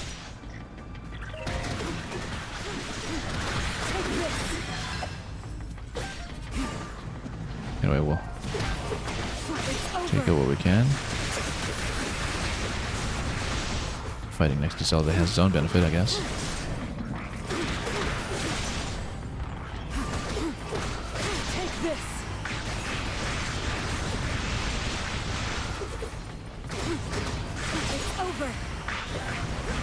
We were warned this was an unusually long mission, and it does not feel unusually long yet. Like this, maybe, you know, part 1.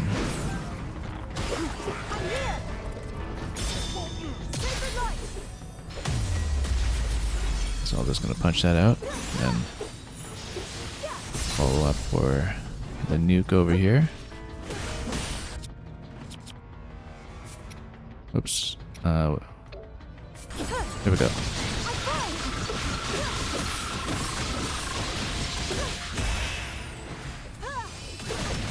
take that down. Great. Alright, well, let's not hunt for the keys then. Let's just get everybody up here. And we'll switch to Rauru. So what's he even fighting here? First of all, we're going to get some battery back. So we have the escape point, but then... This is just a checkpoint, naturally. Let's see how much more of the map opens up, or whether we need to reverse to anything. We will have a Lionel fight. Hopefully the rest of my party isn't locked out of here.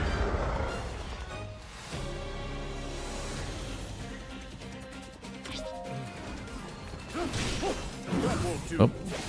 Yeah, going around for a flurry rush. Good idea. We'll need to dodge as well as we can. Side dodges. Yeah, we actually had the whole party here. We can go for the aerial counter. Let's go for shock. We can go for the frost bomb combo when we are able to. Oh, okay, that's actually a huge fiery attack here. Let's be careful. And oh, we have no heals on him, so actually let's go for Zelda here and then try to go for Lost Emitter. Another one we can. If we can get the full freeze, we'll see if we can break him down a little bit here.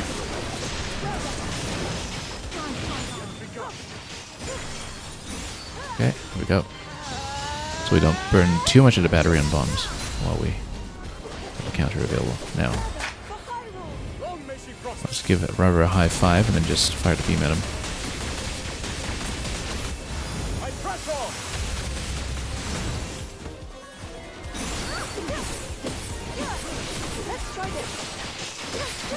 Just try to build up the freeze again.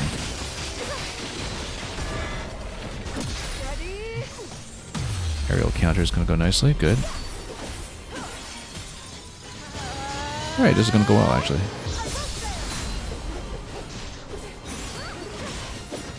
Just stand back a little bit here. We may need a battery after this one. Whoop. We will, however, get the freeze, so take him out.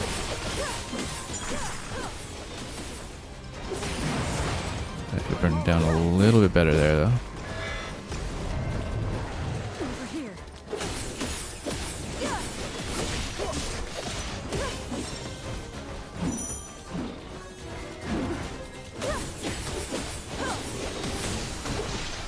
Just need to respect the openings a lot more in some ways, but Lionel down, is that end of the map?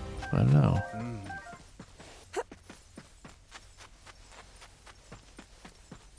Yeah, I guess too bad we didn't fill Minoru's quest there. Well, for something that was supposedly a huge long battle, that wasn't really too far off of the usual. We actually took our time with it rather steadily with trying to farm things unnecessarily, but we'll take it. Yeah, because we're just missing the key subjective with Minoru. That was literally the only thing, and it's too bad. Because I think the keys were very early in the map.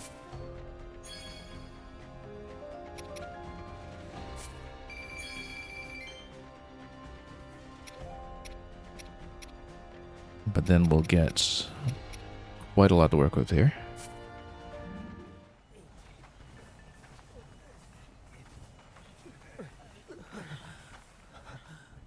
And I guess we'll just have to reclaim Hyrule piece by piece.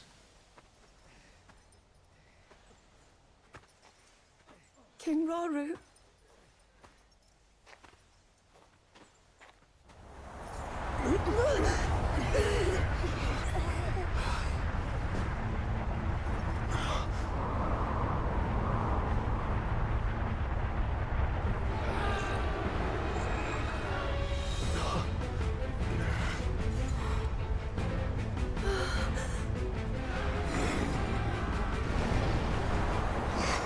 and I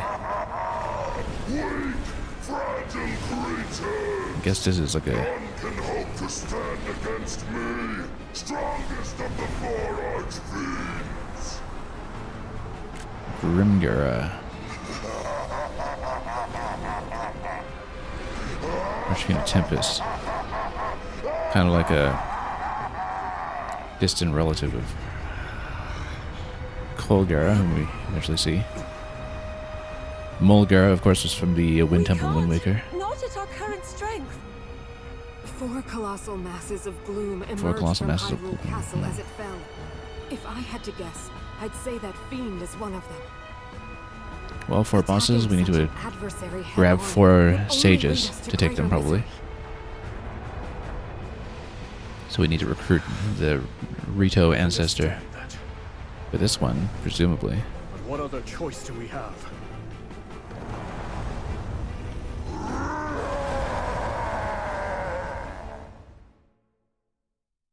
Do we fight directly? I mean, technically we were at end of mission, but we've had post-mission battles before, like when we had the whole sequence with our Korok friend and the Link-like construct. But let's watch. A short time before Rauru and the others encountered Grimgara, the Archfiend of Tempests, in Hyrule Field. A construct and a Korok watched from high above as the sanguine light of Ganondorf's blood moon swept across Hyrule. Love the illustration of them here.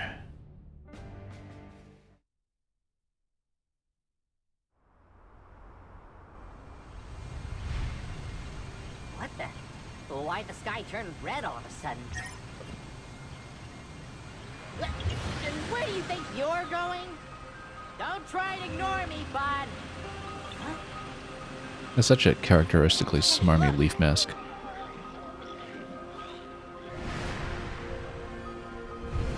You can't seriously be thinking of playing hero here.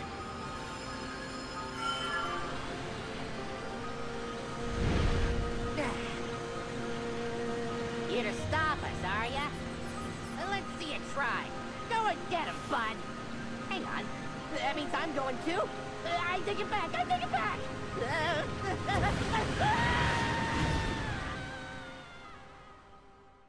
Anyway, quite a lot going on in the sky already here. Notably. Beneath the Blood Moon. Oh, I guess we got a flight sequence. Great, okay. Can we invert? Or... Fire beam of light for hold it for continuous fire. Enable aiming with R in the options menu. Okay.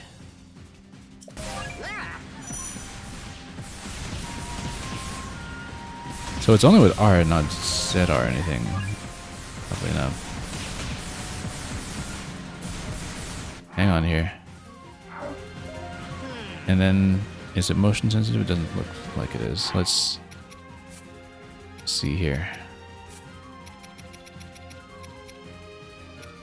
Advanced flight mode aiming. Advanced flight mode aiming. You know what? Let's try it. Because then you can have like a twin stick play. Yeah, because then you can fly and aim.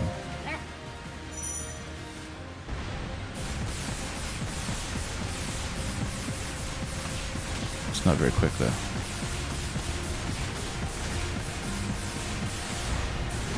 Do a barrel roll.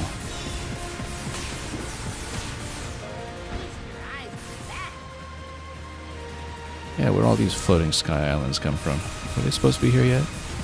I mean, I guess Temple of Time hasn't come up into the sky yet, but perhaps it will happen later in the story.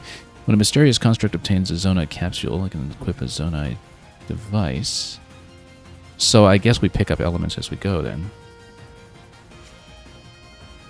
And there is an energy bar on them. Okay. Equip up to 2 different offensive Zonite devices at once. Rockets. Ah, that's why we have our standard fire, because then we save ZR for rocket fire. with a lock on. Okay. Okay. We can do clusters like that. And paint up to 5. Seems like there is a limit of 5. It kind of reminds me immediately of the Metroid Storm Missile. When a mysterious construct in flight mode, obtaining duplicates of a Zonai device you already have will enhance that device's capabilities. Okay, so we just got more rockets. We can for more lock-ons. Yeah, and then we kind of want standard fire for some of these ones probably, and then we might be able to grab some more over here. Oh, a bit of a hit. So we have a level 2 at this point. Oh, I guess we go through here.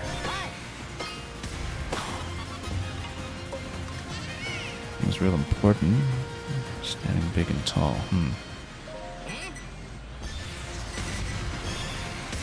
Yeah, because the rocket kind of becomes the main fire once you have it unlocked. There's no reason not to use it, I guess. Okay, so now we have a flame attack. And we can just paint the ground with it a little bit. As our separate level 3 weapon here. Does run the battery down rather quickly though. Maybe pick up some replenishment along the way, and then we'll see what we can do with a rocket. I guess we'll go down, destroy rocks and other objects. Where? Here.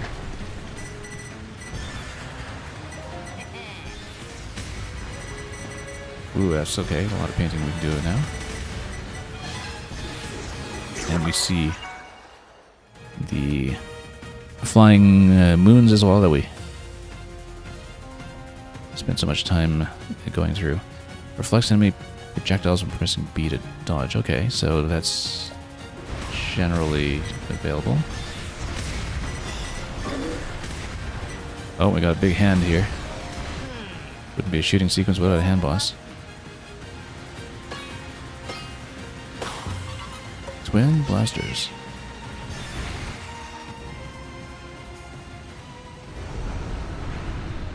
Okay, who's the boss?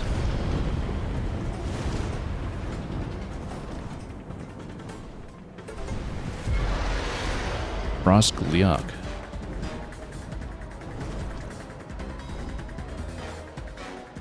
Well, I mean, obviously we should burn it with some fire, right? Or are we out of range for that? Light mode for fans. Reflect at the last moment. Whoop, nope. That was not great. Okay, no, we're not doing this well at all. Not really doing dodges properly.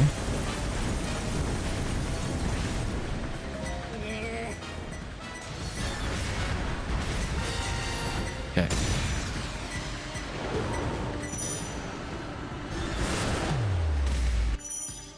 Weakened Zonai devices. Taking damage may cause the construct to drop. Oh, okay, so you get downgraded from damage. It's too bad.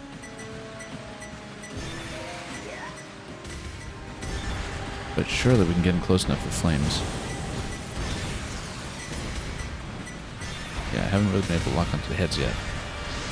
We are getting a shield down a little bit. Whoop. Yeah, oh, and then flame got knocked down to level 1. That was awful.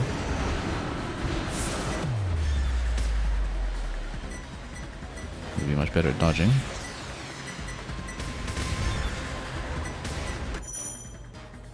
Dangerous attacks. Ah, okay, so we can counter elementally. We need that battery to be available for that.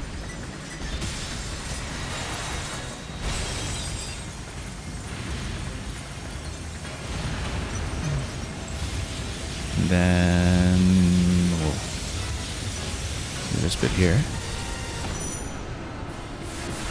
Okay.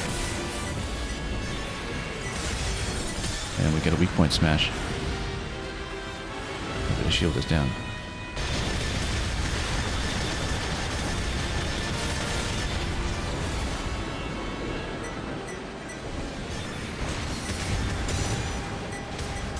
Okay.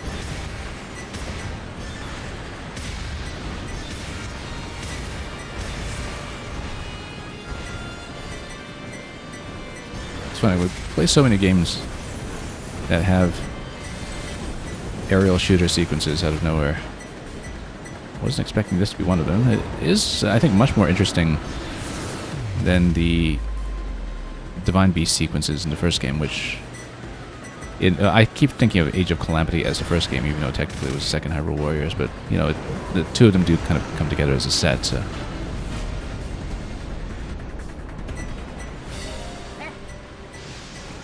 If I'm saying the first game, I probably mean Age of Calamity. As inaccurate as that may be. Anyway, we got a little bit of health for punishment here for some reason. Can we actually counter some of this fire? It's only with dangerous attacks, I think, so let's get out of here.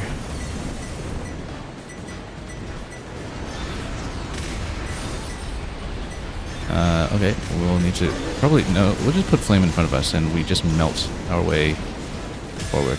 That actually works a lot better.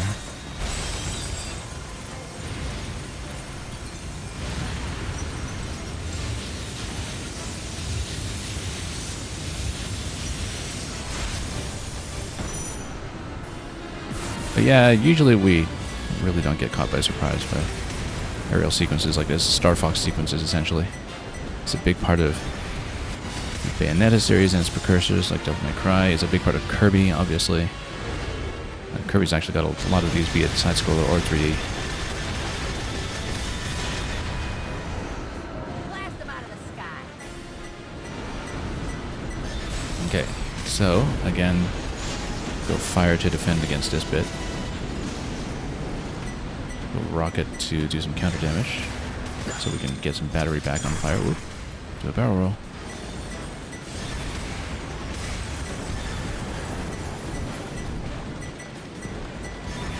Yeah, I haven't been able to hit its heads very well with our targeting. Oh. Knocked down a little bit there. Just trying to do a fire counter, but that didn't really come together.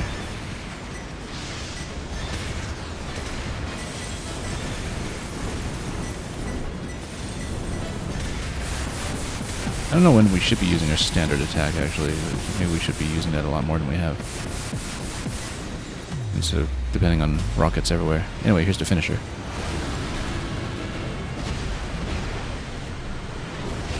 Actually, quite a fun sequence. We probably didn't score very well.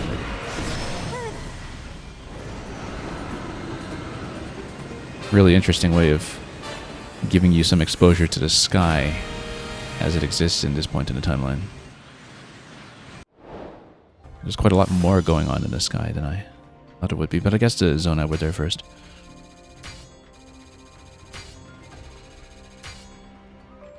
Because, you know, you're so accustomed in the flashbacks to the founding of Hyrule, too. Seeing things like the Temple of Time grounded already, like we did in the beginning of this game, that question of how much was already elevated was very much still open. But I wonder if we have access to a sky map like we do to the depths map over the course of this game as well. But let's see. And yeah, so that accounts for the keys. We didn't just need to defeat them with Minoru. Just nuking anything in the air. Build that in rather nicely. Damage at 30% hearts or less. For Zonite Steel, yeah, we'll put that on Zelda or Rauru at some point, even though maybe we're not applying them to the very best weapons right now. We'll get better ones much later.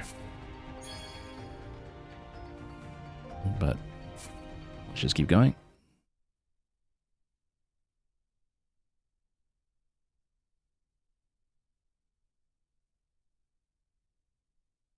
Yeah, the twin stick aiming worked out alright, even though we weren't very accurate about rockets.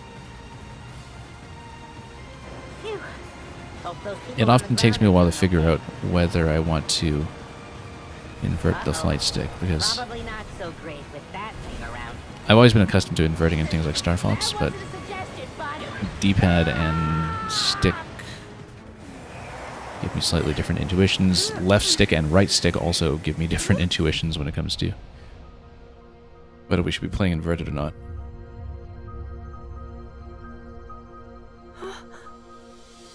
Zelda sees what's going on over there. Is that a moment of recognition or merely astonishment? Oh, here too the wings expire.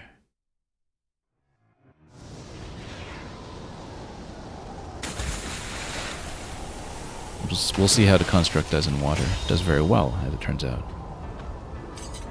Will it eventually have a name? It's still in question mark. Also, let's see about its customization here. Oh. So we can in fact use a fan. Okay.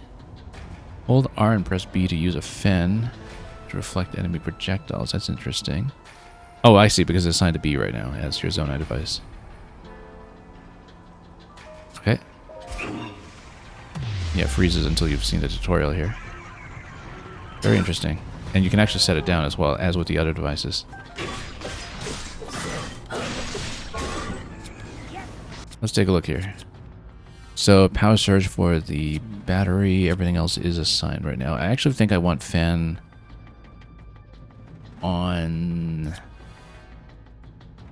Y instead for like the straight counter. Or even on ZR, maybe, depending on whether we are going to use the rocket movement in the same way.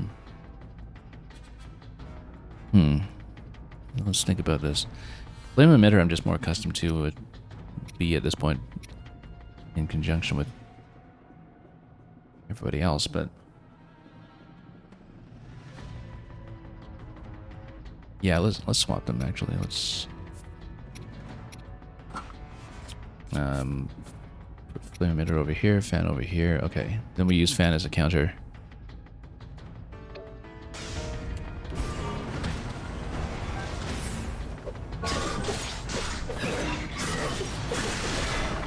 Okay, no projectiles over here though, so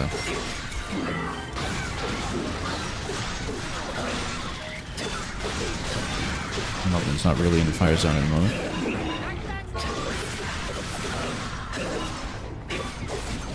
We'll want a shield break against that soon. There are projectiles. We just need to watch its interaction there when that becomes relevant. Let's set it on fire if you can.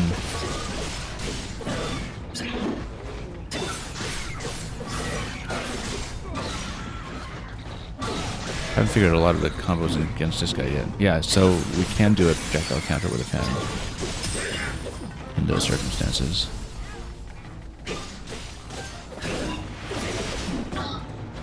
Yeah, we need to figure out which combos are actually good for single target.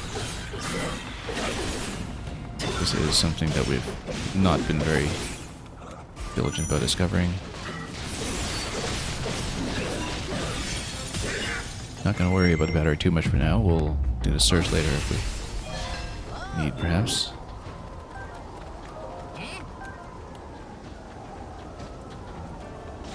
Oh, you look so interested in it. Ah, okay, so we can actually do weapon fusion. That's great. So,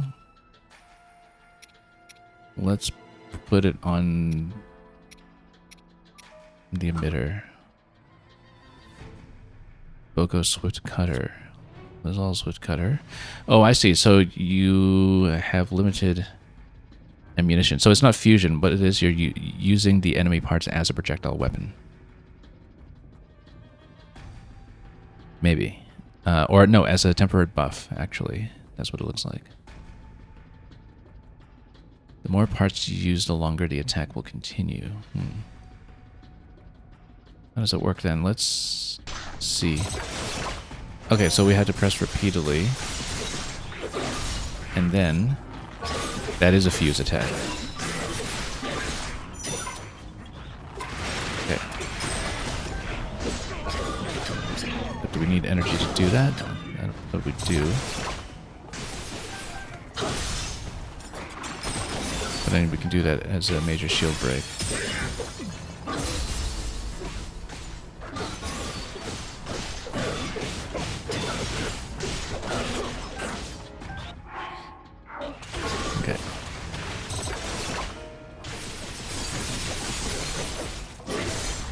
Yeah, and then that uses all the parts. So then we would want to reassign to something else. Damage. Full hearts. Yeah, so it's just a huge damage increase. We should probably learn how to use that properly, but we did expend everything, so.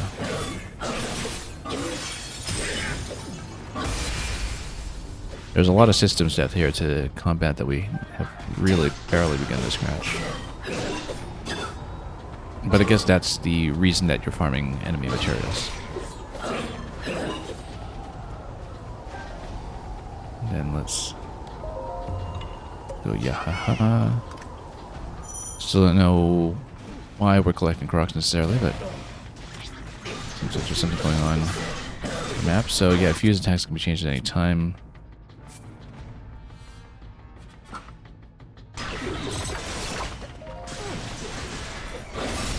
Nope. Projectile hit me there.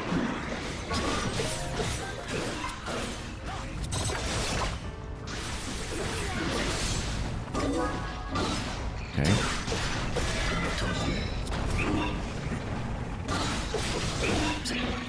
Oh, nope. Didn't sit very well there. That's okay. You got the ancient weapon going and everything. Construct.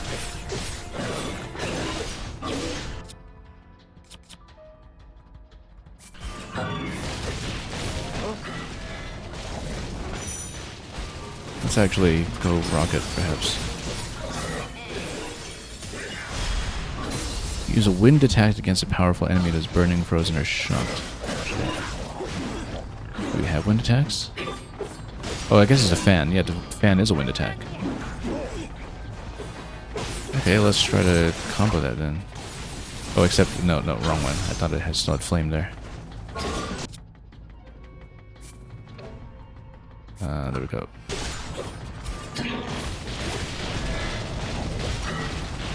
Just fill it up like that, and then we use fan.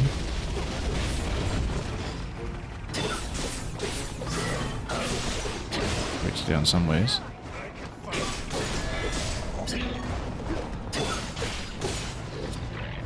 Yeah, we can go power surge, perhaps, and then.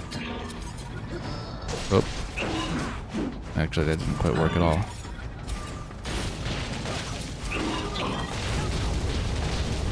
But we can combo the fan and the flame emitter together as long as we do remember to set them down. And then let's heal up first of all. We don't have a heal up actually. Let's be careful then.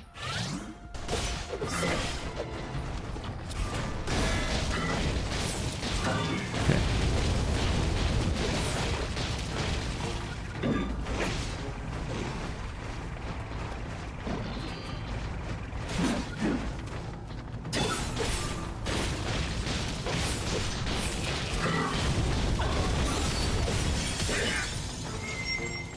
That'll get rid of it. Very low in health though. We'll need to figure out how to replenish for this character because that's not clear to me right now. Yes. Oh, here's Typhon. So we are steadily meeting up with Brower's team. So we have a special ration at last. And we can maybe see about an experience boost. Although, yeah, because our inventory is separate from Zelda's party right now.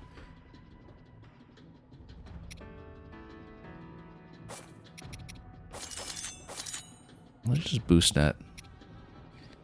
And see what else we can do here. Yeah, this extra meat. The stem bulb is going to do pretty well here too, actually. We'll just take it.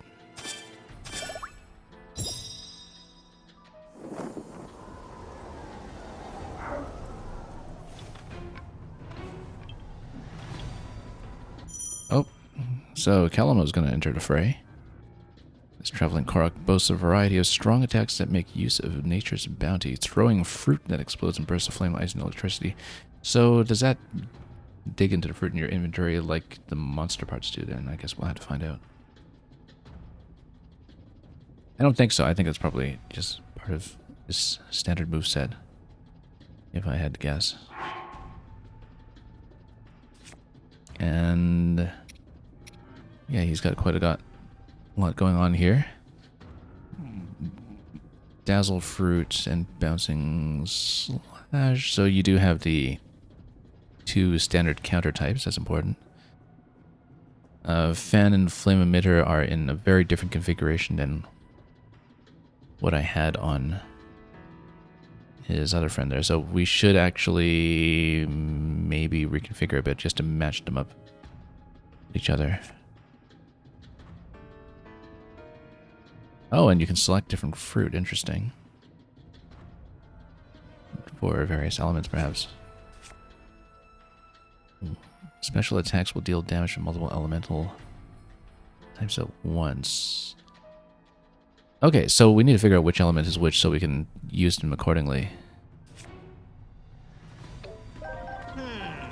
Let's do a little bit of reassignment here just so we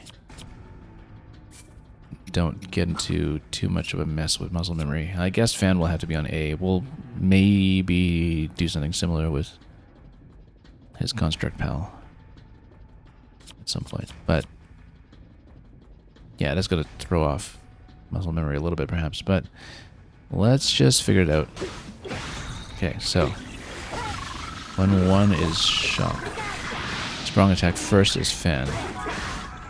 Okay, so we're going to do Shock and Wind. 2-1 is Ice. 3-1 is Fire. Standard attack is mostly Wind. Highland Captain is struggling. Yeah, you know, let's actually get over there and fight.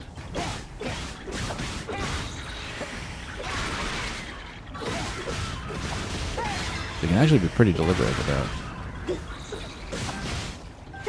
what you're doing, depending on the environment. So, for example, you're near a pool of water, you go electricity, like that.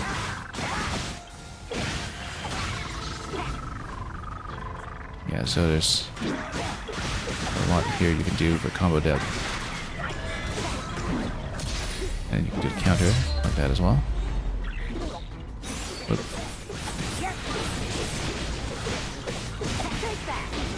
And really stack a particular element, perhaps, to burn them properly.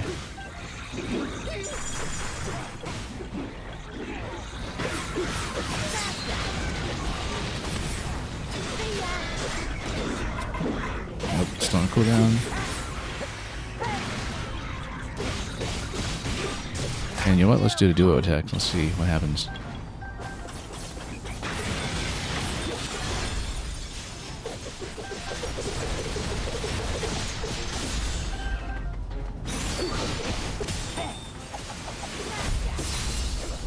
Smash him with the weak point. Counter. And then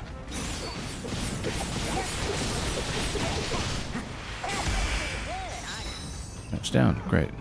Now let's take a look at the map here to see what we're dealing with. You're getting into the system. A mistake. I guess. Let's see. We'll send them each to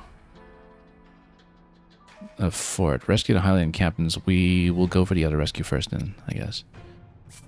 Order all to the outpost and we'll see what we can do along the way. Yeah, we might want to, again, match up their attacks a little bit just to see. But then maybe Power Search should just be on ZR for him then. We better figure this out. We'll see. We have more tools than we know what to do with. Because if we go Fan over here just to match that. I don't know, because we're using it as projectile defense. Maybe Fan actually makes more sense on ZR. Yeah, because actually Rocket makes more sense on Y, because that has the forward counter. So fan should in fact be on ZR, and then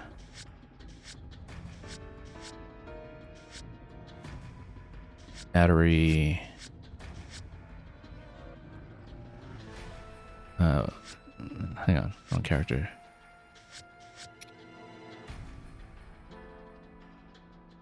Yeah, maybe battery on ZR instead, and so we have fan in place of freeze for these two. It makes a little more sense, except of course the rocket not matching the placement here. That's okay, we'll just have to deal with it. We just don't want to have to rethink muscle memory too much when we're switching between characters. That's the main consideration here. Okay. I kind of like how Kalamo plays already, actually, that you can be deliberate about which elements you're choosing. Ooh, cannon.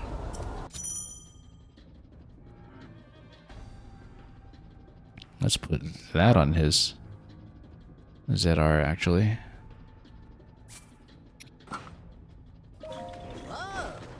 Hear something? Okay, you know what? Oh. Where was that balloon that I was trying to go for here? Oh, it does expend his entire bank, though. That's the issue with it. Take that. Yeah. There we go. Yeah. Cannons effective against flying enemies. I need some battery, though. Okay. Yeah, definitely on a ZR. That makes a lot of sense. Really blows through your whole battery quite a bit, but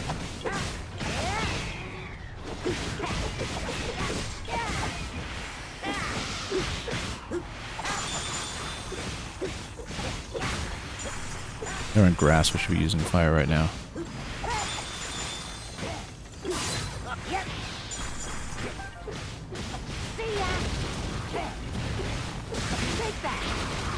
And then let's dump a special on them too.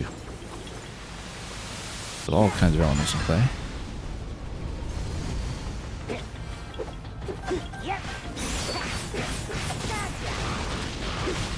Really burn this guy down, maybe. Encounter.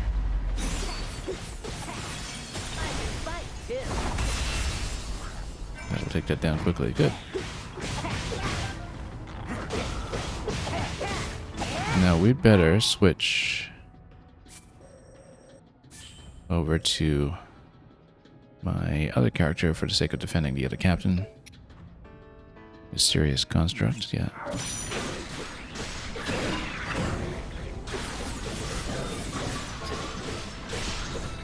I'll have to figure out these fuse attacks, but I mean, it does seem to encourage you to use them, but if you use them from the menu, then I wonder how you can assign how many of them we're taking here. Yeah, that enemy is actually a little out of range for this.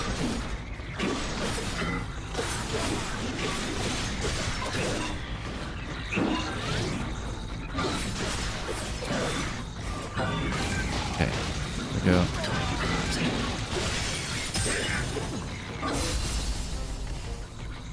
Smack him this way, and then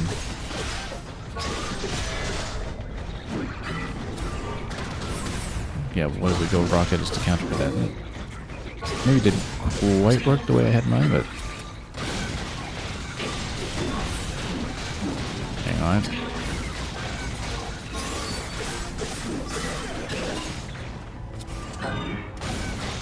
Yeah, I need to reorient my whole muscle memory again. See, combo that with a fan. That looks nice. That's quite the storm. And we'll pick up some battery along the way, which is great. And a camp.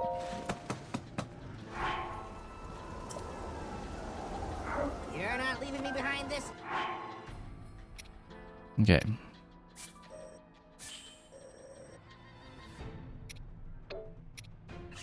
Time, buddy.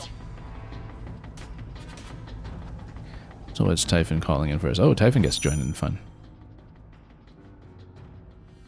Is there original Age of Imprisonment B team here. Battle-hardened Hylian who fights with a sword in one hand and a shield in the other. And, oh, there's a perfect guard mechanic. I'm never any good at those, but... Let's see, yeah, because you can hold into the guard and then you can parry. That's interesting. What has it got for specials? So, yeah, Y and X are considered the way you want. Cannon will move to...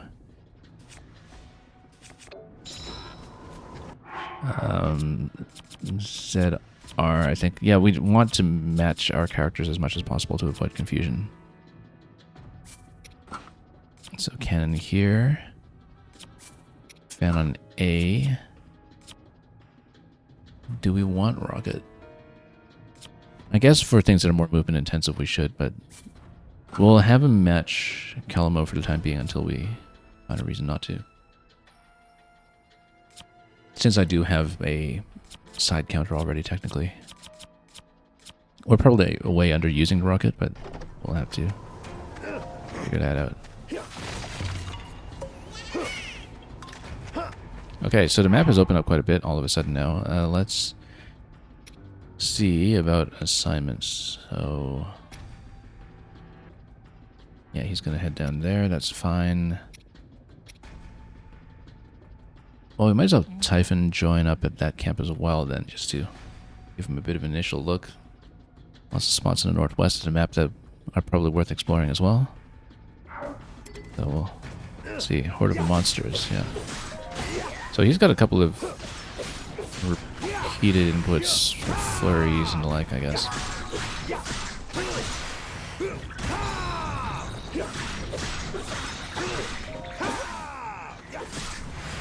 Just get a sense of his moveset here. Kind of push forward.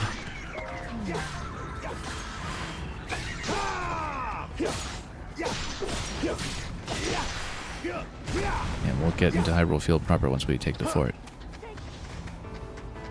Let's just have a sense of what we're dealing with here.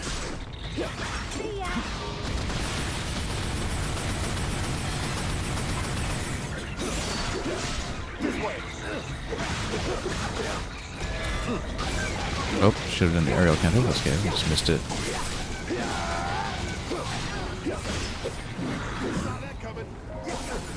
Yeah, we should learn the shield and parry mechanic as well. Oh, shielding in time. Oh, that's going to be aerial counter. There we go.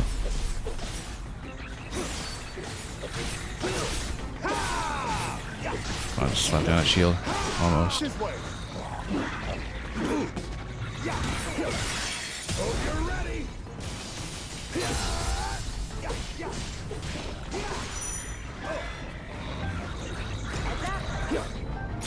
Okay.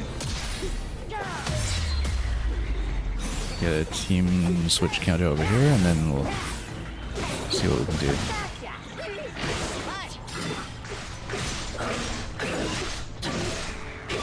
Oh, how did Typhon... Oh no, that's not Typhon, that's the Construct. I wonder what of my expected position. Oh, that wasn't much of a cannon fire there, but...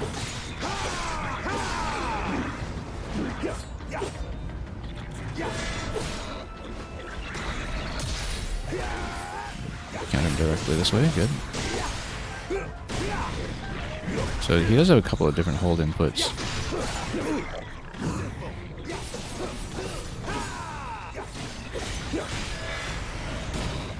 Oh, charge.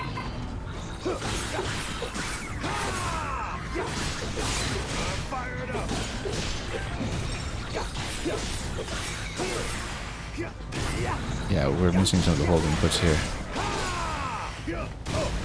Oh, getting hit a little too hard here.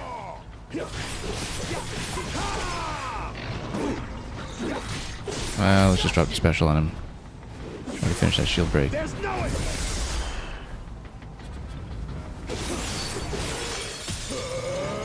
And there we are. Yeah, he took a few too many hits there. We'll see what we can do.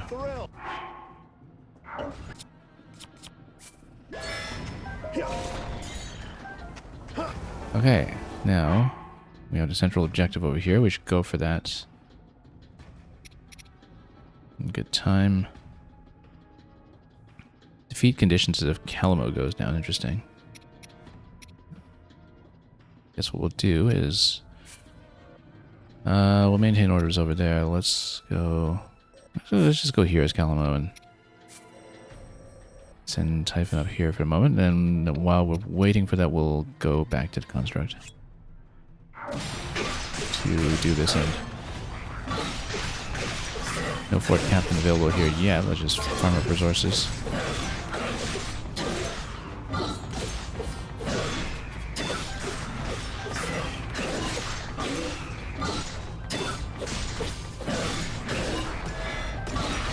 Okay. Rocket counter is going to get that down for me.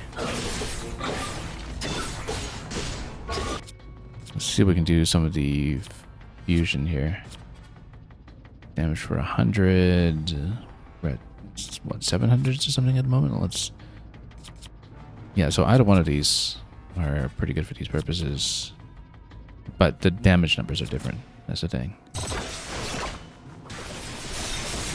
But yeah, you can really do a burst down as long as you just dump a whole bunch of materials there at once for damage points. And then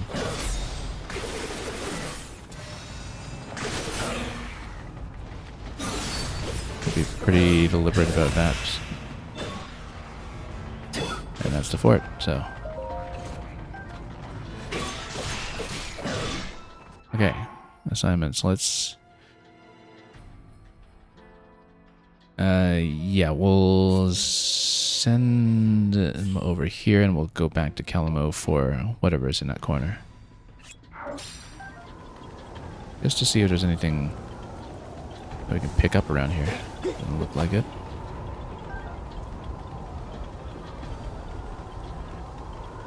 I wanted to check anyway. I mean, often we find that the major maps in these games to be reused eventually for other objectives. So yeah, there's actually nothing on this map right now. So we will, in that case, go head on over here and then we'll try not to regret it. Let's go Typhon up at this point so we can take the forts whichever way he can. Actually, notice that you're kind of fighting on water here, so ice and shock would be good if you have them.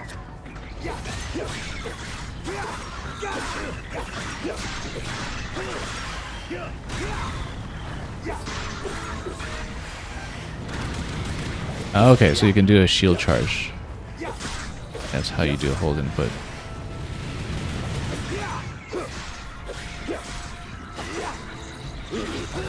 Okay.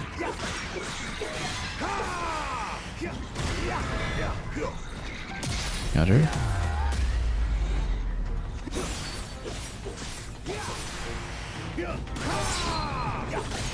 Yeah, this really works its way down the shield quite nicely. Let's try to get the... Oh, no, can't. Not when he's in red.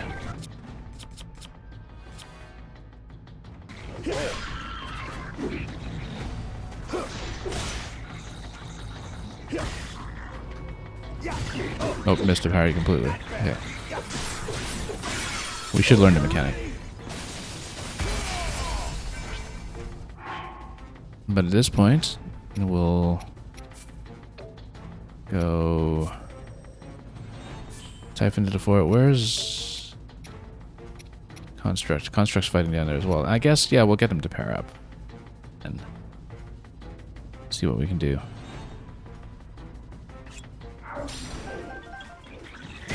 So yeah, whoop.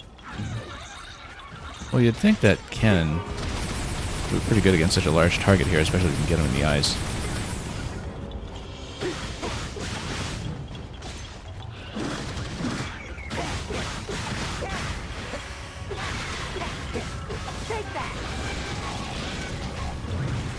If we can set him on fire, that would be ideal. But he's got steel in the bottom, so actually, or does he? I'm trying to watch the leggings here. The leg guards. Yeah, we should go fire for sure.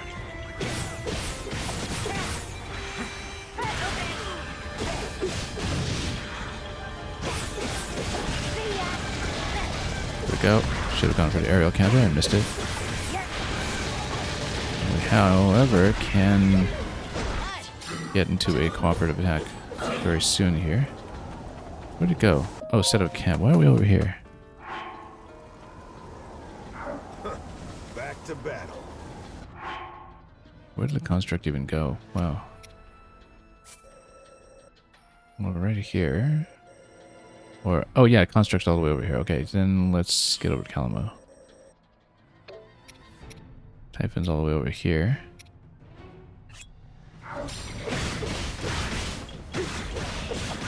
So we don't have a team attack and we're near here yet.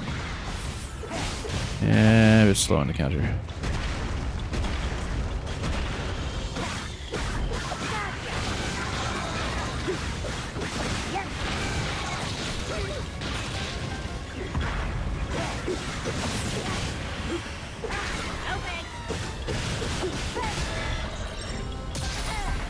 Can we? No, a little bit late.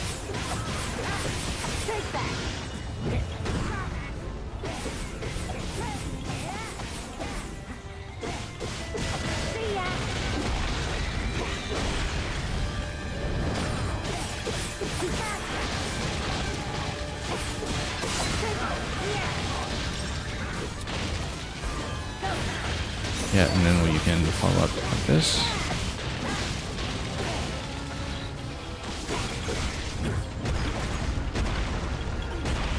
Let's just break him with a special. We'll need to heal up in a moment, I think.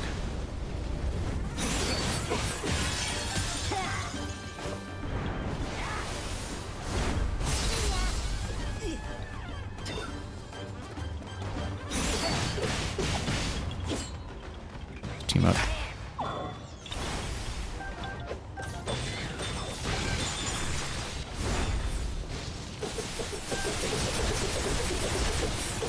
Yeah, nice combination if you get the shield low enough to really use it properly, I guess. But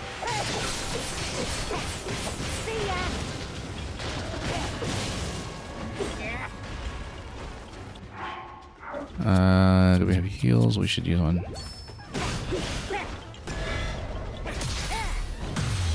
Finally popped him with a counter.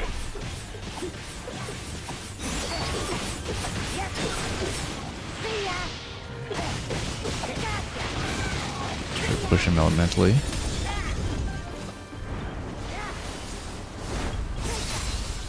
Works out decently.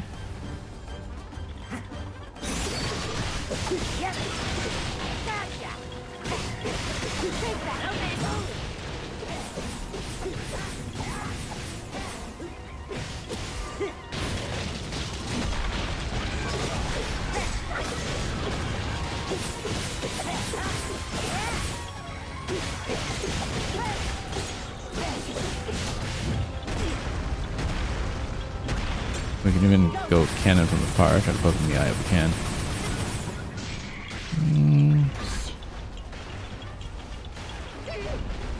Oh, no, stood too close. Finish it there.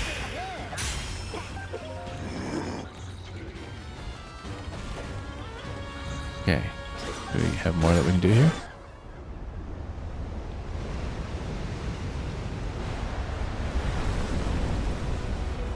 I guess we were wondering was lengthy sequence because we have a lot of back-to-back missions without getting back to the map. Not that we had anything optional to do on the map anyway. Okay, so Grimgar is going to get this fight here. He's over water, but he's not really touching ground, so we'll see. He's iced up, which tells me I should maybe use fire to melt him. Let's see. I mean, does that make logical sense here? I guess we'll find out.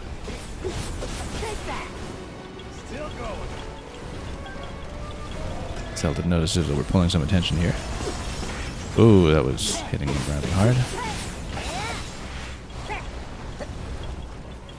Okay, we need to get some kind of online counter down here.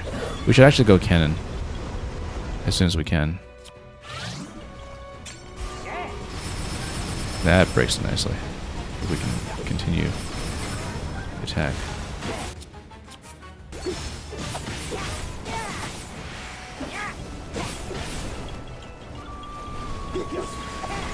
If it's grounded, then we can do a shock over the water.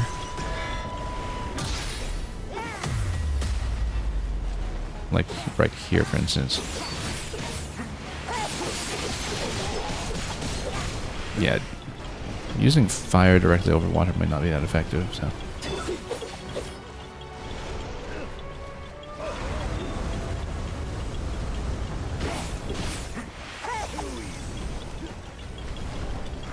Okay. Yep.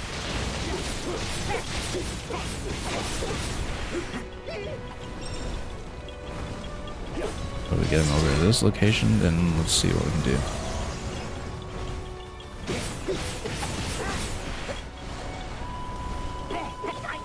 Once we have a battery replenishment, we'll go cannon again, probably. That seemed to work decently. We're not doing much damage at all, actually, so we need to really shape this up a little bit.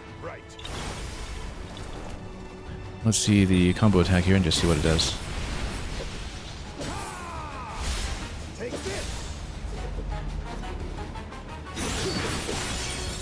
There we go, finally got a weak point.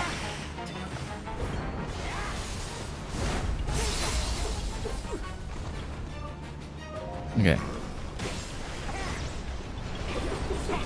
People attacks won't work against you. No, I guess not. Yeah, looking at icy, you find a weakness. I mean, obviously we need fire, right? I think.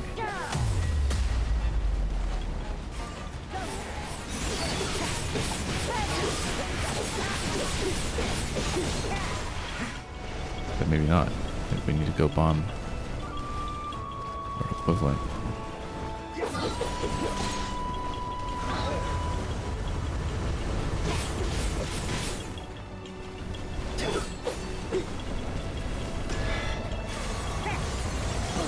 Anyway, we do have a cannon available.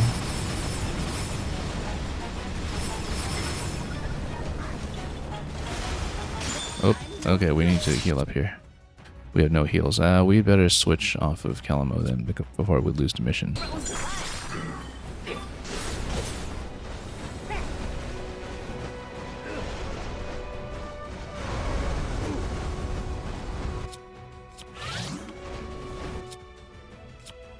What do we got? Rockets. We do have cannon here as well. That's burning through a lot of energy at once.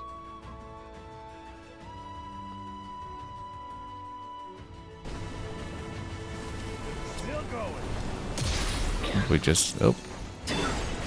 Oh, we should have blocked the projectiles, actually.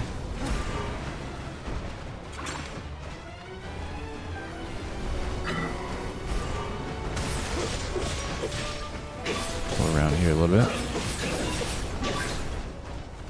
We do need to get flames down, I think.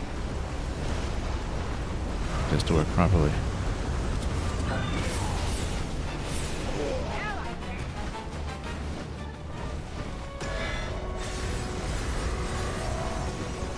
Yeah, you're supposed to deflect projectiles with a fan against that, actually, in that phase. For sure. Little on battery for any of that right now, though, so...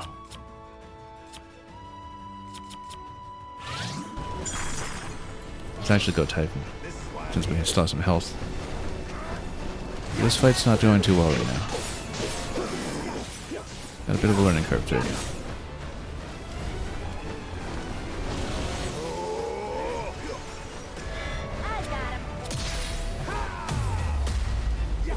Okay.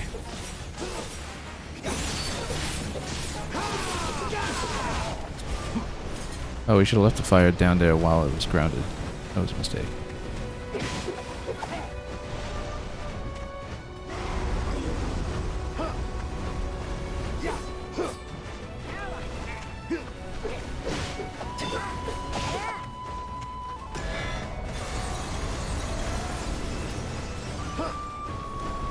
Okay.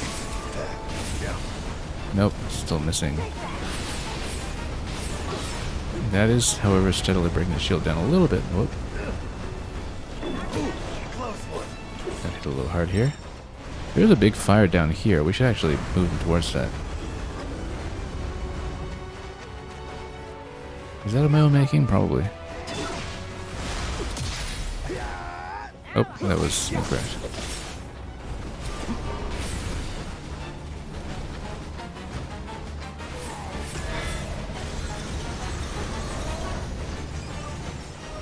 Maybe just save Fan for that counter.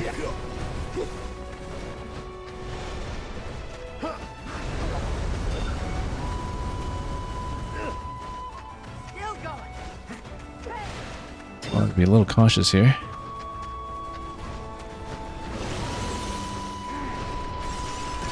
And should have gone Fan against that. That's okay. Oh, nope. No counter available. Everything on cooldown.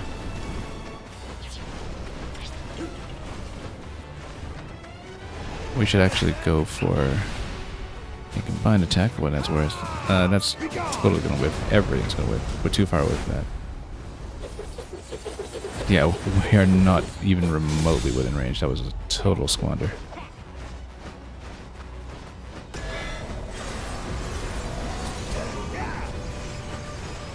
Oh, we shouldn't have set down the Fan. We should have held it.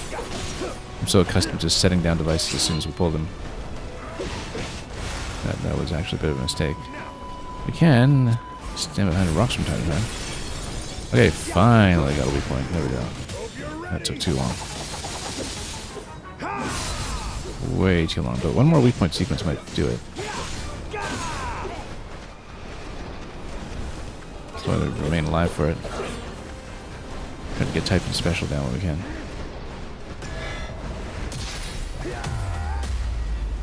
I got you.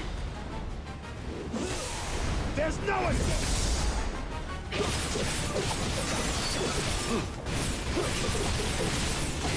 And then try to make the shield brittle with fire if we can, but maybe that's not the correct interaction.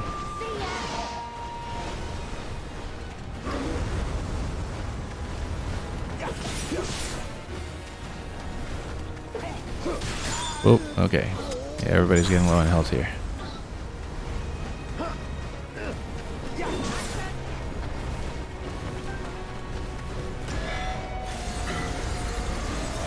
Whoop, nope. Almost. We have a minimal amount of battery. We have no battery recharges, though. Could eventually go back to Mysterious Construct for the power surge, but we should actually just try to stay on center and attack them. Try to remain somewhat alive.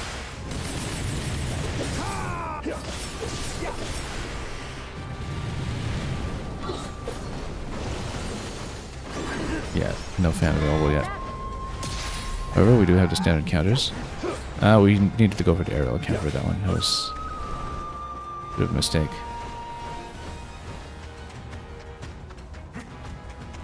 Unfortunately, we're back on a long cooldown now.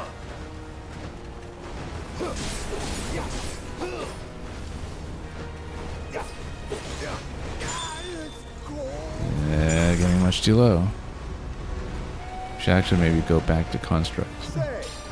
That's actually still too low as well. Like everybody's low on health.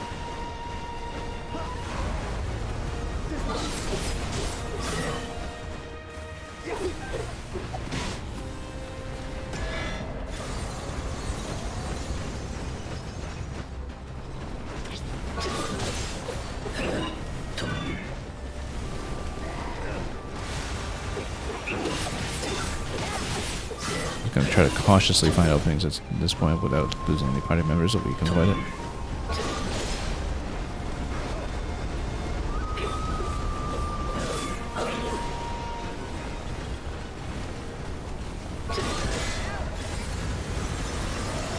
No, we'll just circle around. So we go power.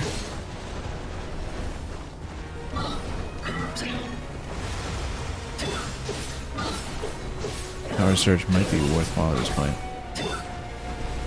Yeah, because we just need to get the last shield break here and really punch him.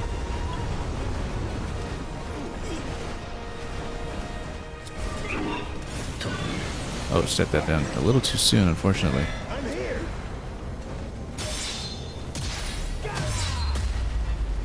But yeah, we can get that counter, and then that gives us the weak point. Let's see how far down this gets us. There we go.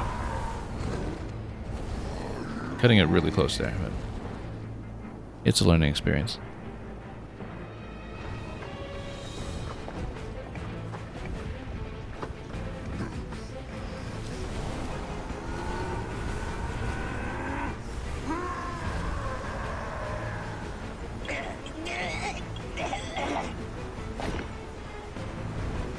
Anyway, Hero Construct is going to take that out. All that just to run away, huh? Wonder if those other folks held out all right. And we'll see how long it takes to merge parties.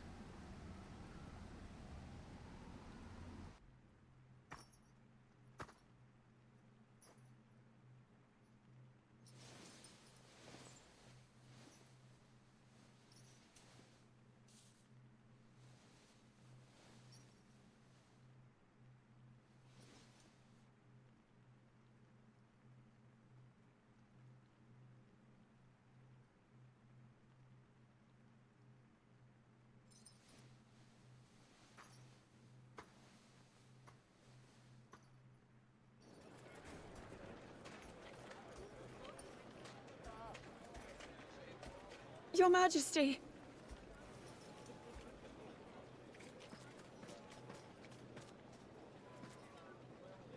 I'm so sorry.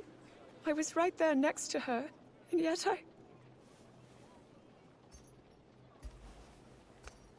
You did all that you could, and I'm glad you are safe. We likely never would have reached Tenagar Canyon without you. Rauru, the construct we saw flying above us. It resembled those we found in the depths. And the one that attacked me back at the castle. Though, my assailant gave off a vile aura. The same one I felt from Ganondorf as he became the Demon King. The two constructs couldn't be more different.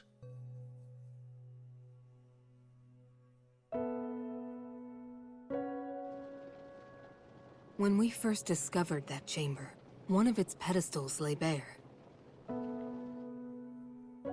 The construct that was originally dormant there must have somehow awakened and escaped the ruins. As did the second, which, corrupted by evil, laid waste to the facility and all its remaining brethren. that one with the Korok riding it. I have a feeling it was trying to help us. Zelda, we mustn't let our guard down. Assuming those constructs are the forbidden creations which brought about the end of the Zonai, they could set our world to ruin. Even just a single one. And I refuse to invite further tragedy.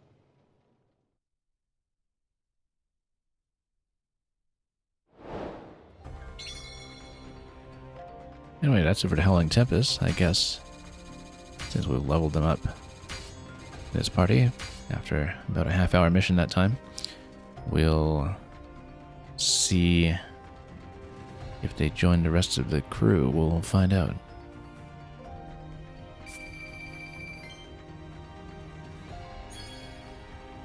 So yeah, I've got the Zonite Longsword.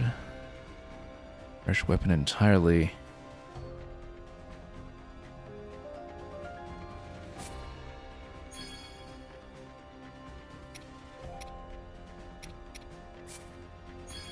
And a good number of potential upgrades, so let's keep going. And see how much of the map opens up this time. And there is a sky map now.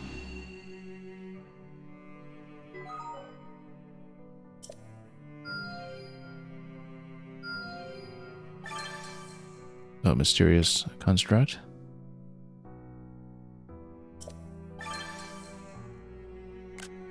And Calamo was allegedly something of a celebrity among the other Korax back in Great Hyrule Forest. And here's Typhon.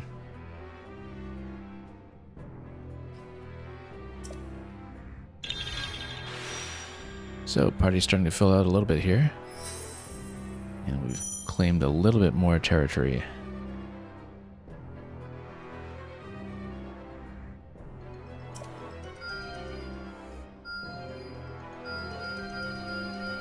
Okay, lots on the map. And we have a bonus weapon from having previously played Age of Calamity many years ago. Let's see what that is. Highguard's Claymore. If we want somebody on a heavy two-hander. Very interesting. And Tears of the Kingdom gives us a bonus weapon as well. I wonder what Breath of the Wild does after that. Highguard's Sword. And now they can use camps to share items with Hyrulean armies, so we can exchange some of the various Zonai devices now, I guess.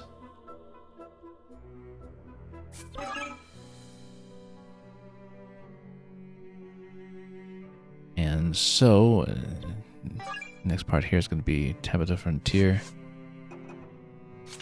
And yeah, that's going to be the beginning of Chapter 3. So we have now completed Chapter 2 at long last.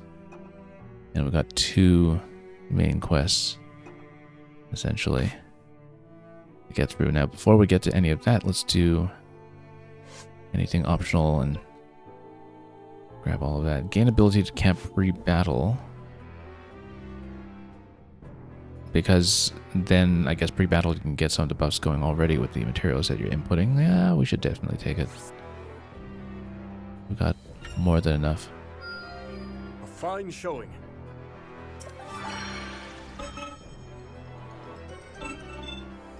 Brand new feature, the materials sensor.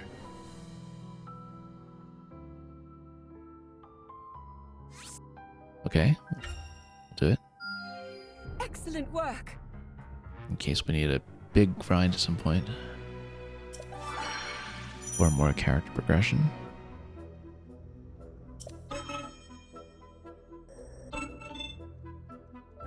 Gain use of the Tanagar Meditation Hall. I wonder if that's what allows you to power level characters to match the rest of your party. There's usually some mechanic like that in many of these games. Most impressive.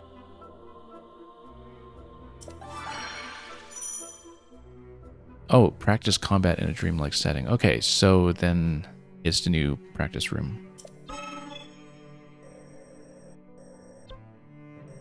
We've got a lot that's unlocked over here as well. That upgrades Mysterious Construct. Yeah, we'll just grab everything that we can afford.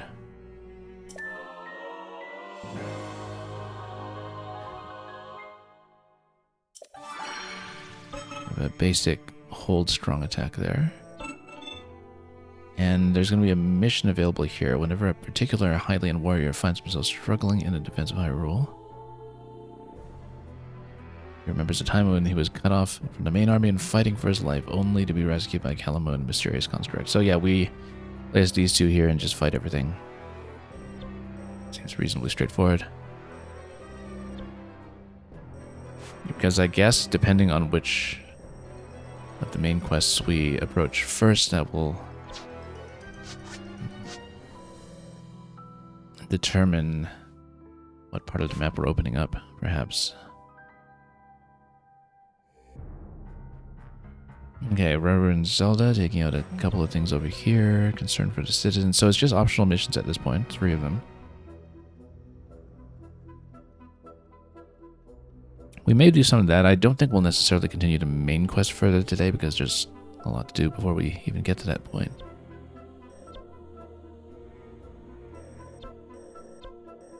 But we can do at least some of the side quests. Now, if we're going to do that, first of all, let's see about weapon upgrades.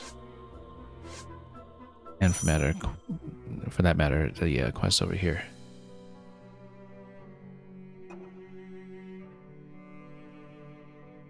So at some point we supply electric darners to camp, okay.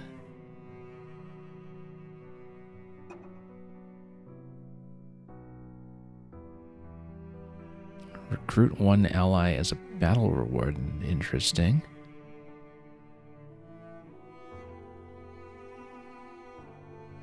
And yeah, we found Korgs before, we just need to find more of them. That shouldn't be too bad.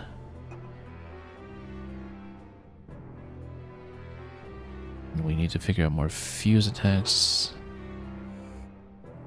And everything else here is complete. Okay. Well then, let's see what we can power up. Dismantle weapons. Unwanted weapons can be dismantled, obtained Zonite steel. Yeah, oh, I guess we got those bonus weapons from the previous save files. We might as well use them. Depending on what we can look at here. Applying multiple seals of the same shape will provide a boost to that weapon's attack power. Same shape. Oh, I see. So depending on the marking on the outside, where you have the hexagons or you have the sunburst boundary here.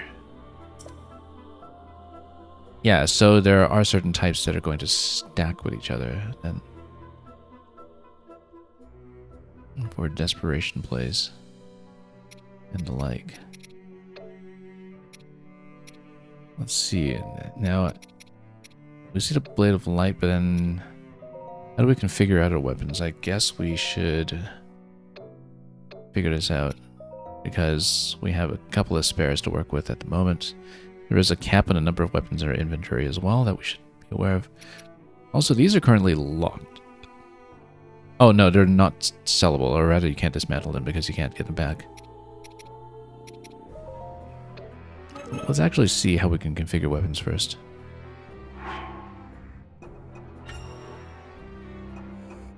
I'll do all that I can. So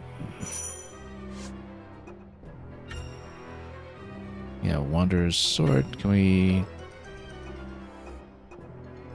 do any weapon changes then, or? I see. So Typhon can change his weapon because he's got a couple of different options here that he's able to wield as part of that same type where you've got the two-handers and one-handers. Not everybody gets that benefit. Guess Zelda must be on the Blade of Light. Kalama must be on Wanderer. Also, interesting that Minoru and Rauru are currently unavailable. You can't actually configure them. Or maybe that's just because...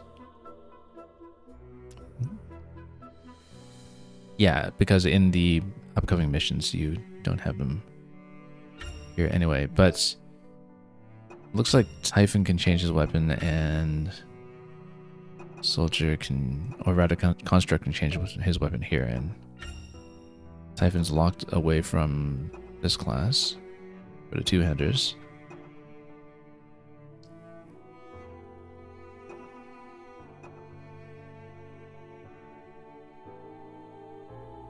Well, this is technically less attack power, but maybe if you level it up, something interesting might happen with it. We'll see.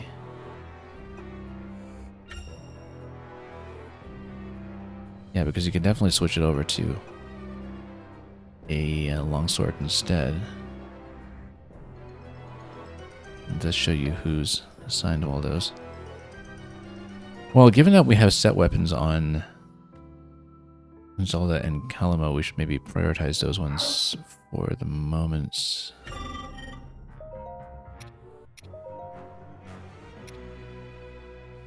Sync gauge, charge rate. Yeah, he's got a pretty usable sync attack. We can maybe go for that and see how much else we can stack. We can only stack that much at a time. Hang on, let's... Oops. Mistake. You can get up to 4. We'll get up to 4.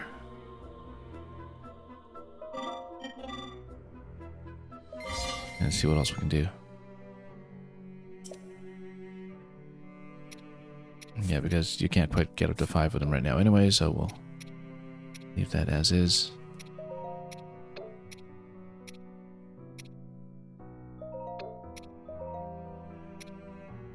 And... well, that's interesting that you can...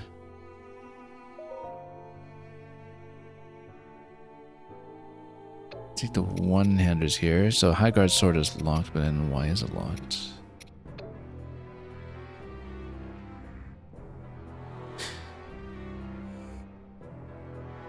Unlock. How do you... oh, why would you lock and unlock? I'm not exactly clear on that. That there's an unlock and lock button that you can toggle for some reason.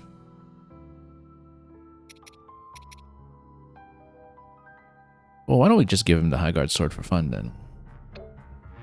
Or can we? Let me just see. Still just getting a hang of this interface here, perhaps. Because you got the Zonite Sword. So, what does the lock even mean? Oh, the lock is probably there to prevent you from accidentally selling things off. That's what I would guess.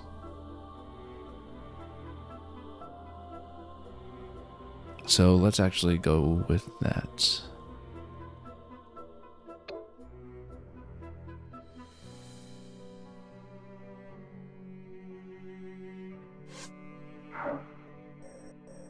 Okay, in that case, given the selection of missions that we have here,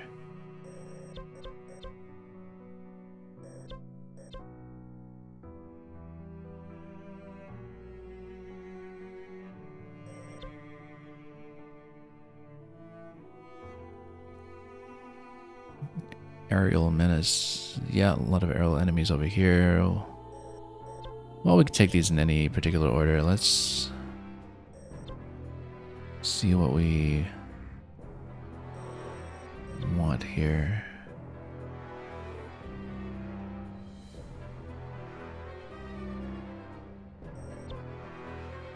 Let's go for this one. Go wandering off, bud. So can we actually change the configuration, or was this restricted allies? Let's see. Change the equipped weapons. Yeah, Mysterious Construct can also go for Spear if you so need. And then we can also configure the camp. Looking good. So we wanted the Electric Darner, didn't we? Swap in your newly acquired camp effect. Okay. Yeah, we've seen some of these before. We'll...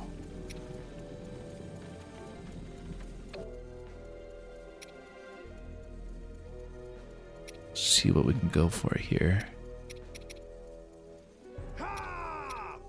There's one Hearty Trouble. Now, where are those Electric Darners that we were thinking about? Do we even have any available? All the insects are down here, right? So, I don't think we have dragonflies just yet. Okay, in that case...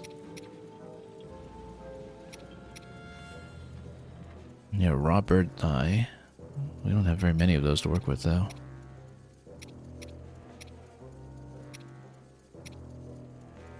So maybe we just stay on the meat. We'll buff it up.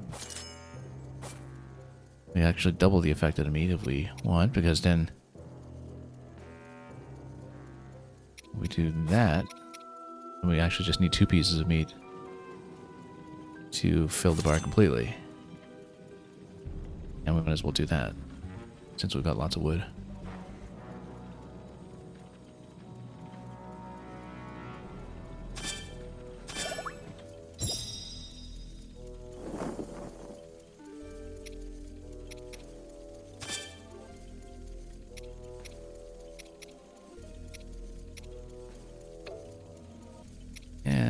let's go with that.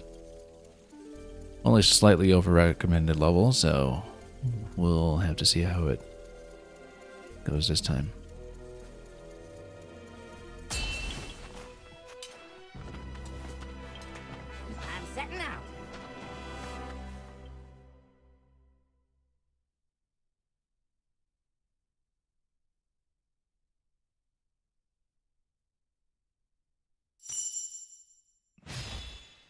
Yes. Okay, so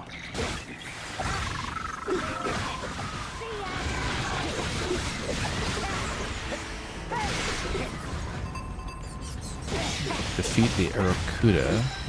Okay, that's fine. We'll get to a point where we can go for various flying actions. Let's try to remember to lock on here.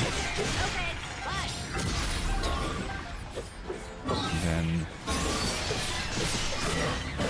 take it down this way.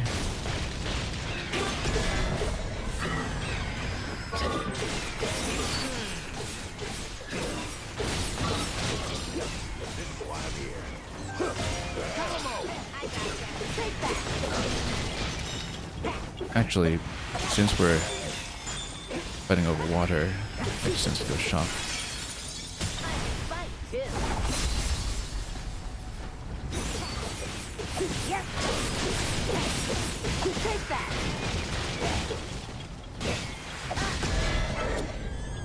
And then just punch it out like that. Big choo-choo on the board here.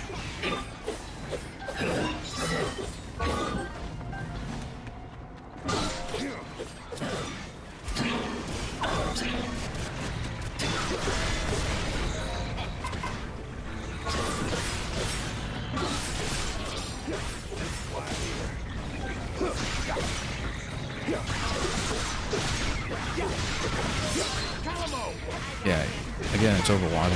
We should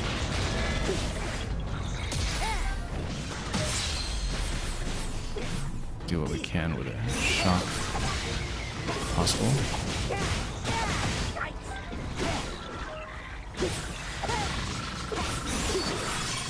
That works well.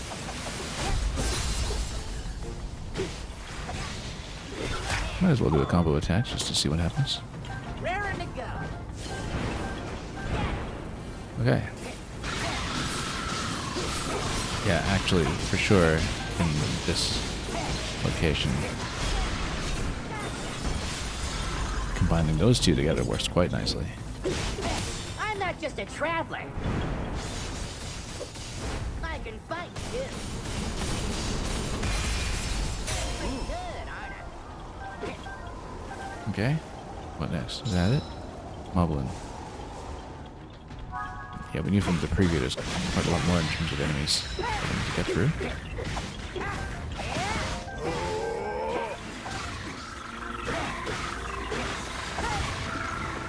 I'll just make it up here.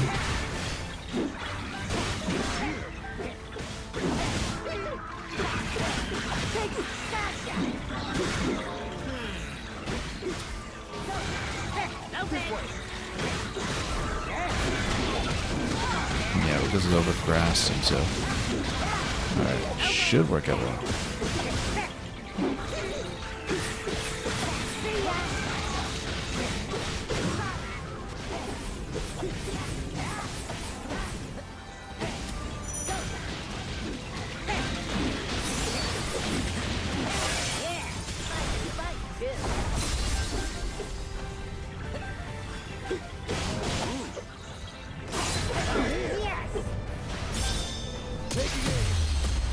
Shoot him out into the sky. There we go. That works.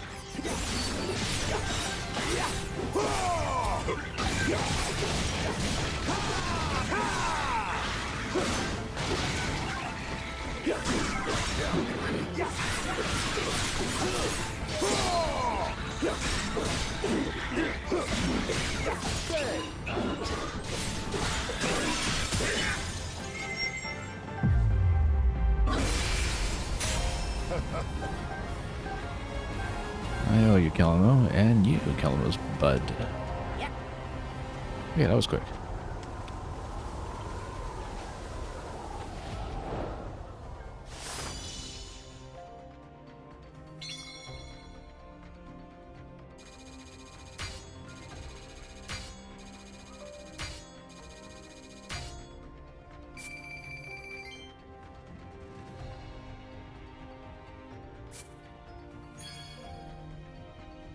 We'll see what other things we can get over here. Unique skill damage. I guess it depends on what qualifies as the unique skill for each of the characters. And we have the electric darner, so we'll use that at next camp. That will solve some issues when it comes to filling in the side quests.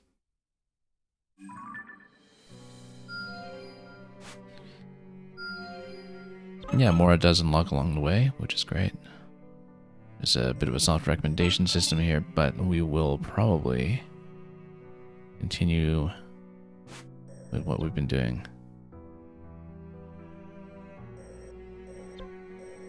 Fill in a bit more of this region. So yeah, we need a couple of more shrooms for Typhon to get going here. With more combos, but that's okay.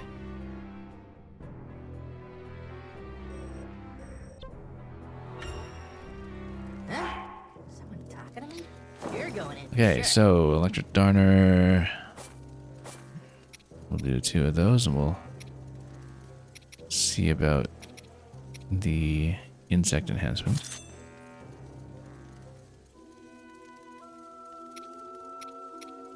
Be nice to continue to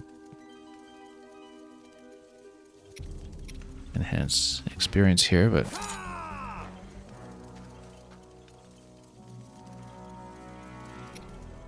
we're really running out of that meat. Whoops. However, we can also do this and just increase movement speed across the board.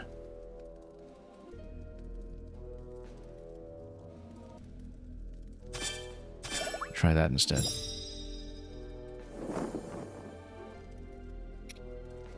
Okay, and we'll need to take out all of those. That's fine.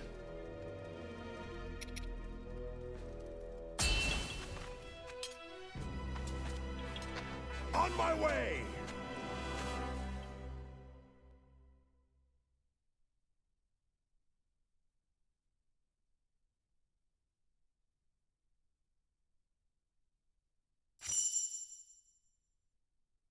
We should probably learn some of these things about elemental chains. So, freeze an enemy and then other elements will give it an explosion. And yeah, wind kind of spreads the element that you're getting, like we did with the firestorm before. But I hadn't thought about exploding ice like this, so we should think about that. Huh? And see what we can do.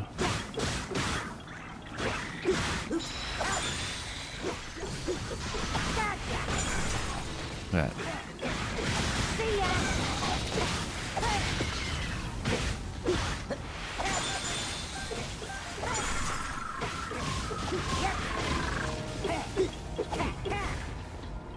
Okay. Who are we fighting first? Oh, I wonder if we get to unlock, here, given that there was a side quest for unlocking access to an ally.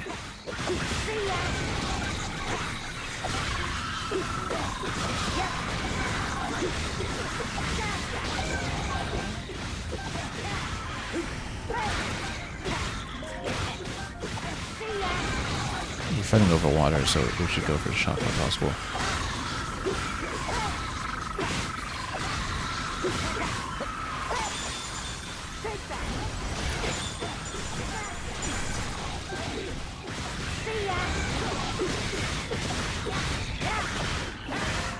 Probably doing this faster, but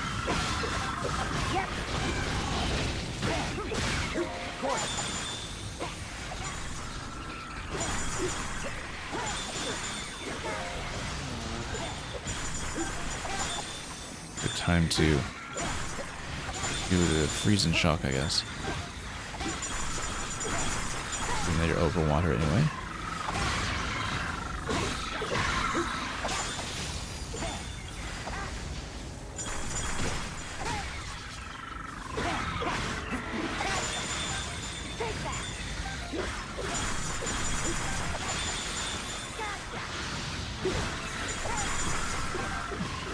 Anyway, that's over the line for that. Then 0. I think there's much more than that to go to, so let's keep pushing.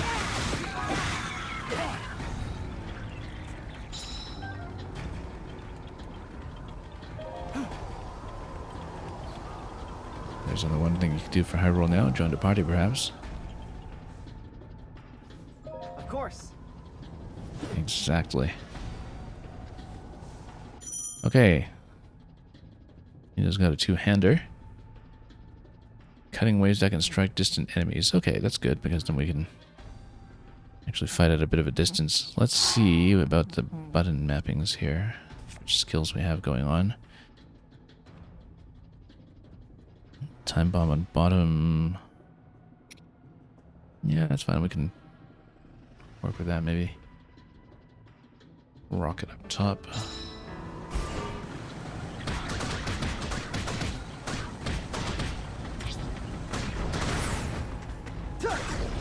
And then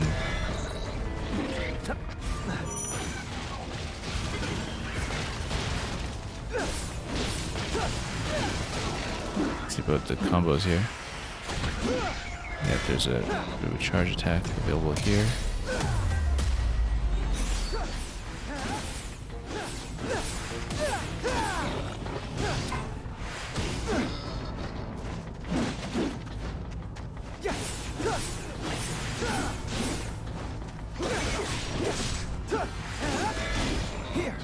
Try the entire repertoire of attacks over here just to, again, do some of the initial learning about what the character can do.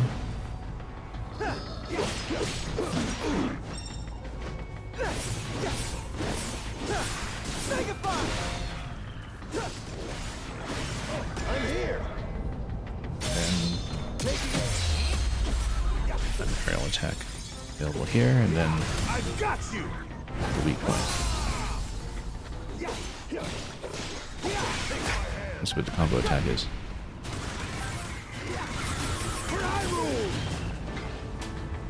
Got a bit of dialogue going in the meantime about the chieftain of the Gerudo.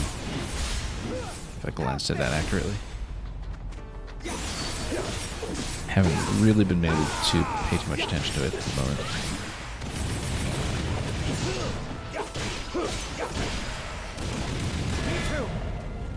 And then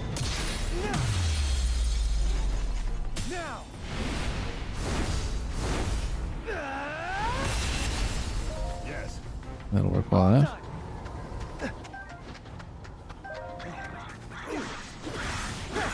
And then we'll roll around to the other blue boss.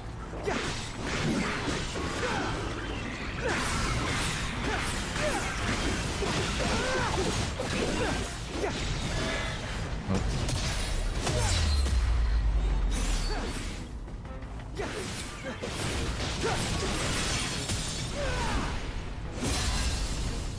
Okay, that'll get us through quite a bit.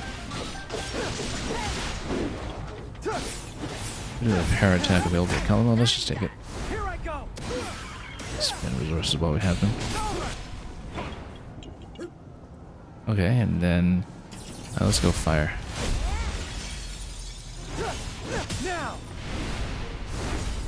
Bit of a snap decision there when Kalamo was on support.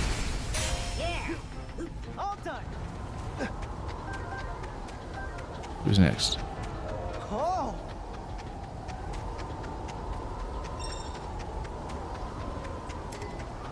A shade appeared. Where's my shade? Up north.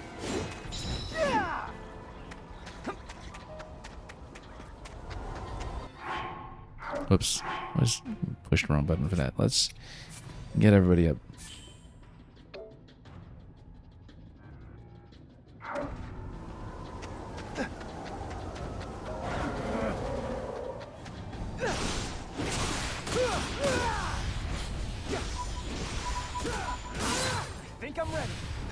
Yeah, 2 and 1. I mean, it's slow, but it's got a great reach. Excellent reach, in fact.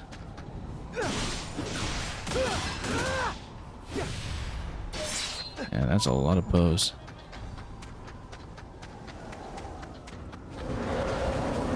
Standard currency in this game.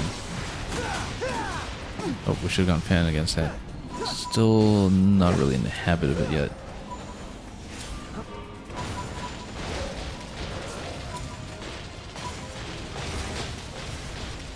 Let's go for the bomb combo here. Oh. Getting hit a bit hard here. Let's just smack it.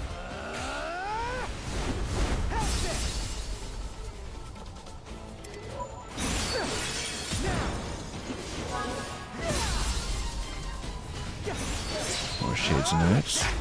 Glad to help.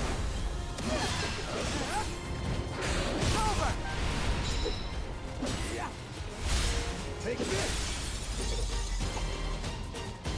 Well, that does take down quite a bit.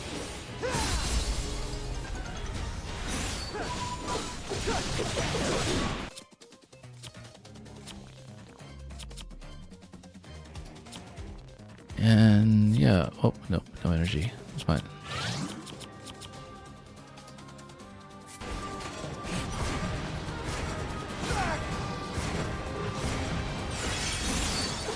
Now.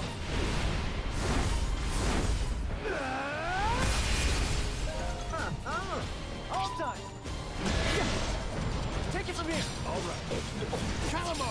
I gotcha. Yeah, okay.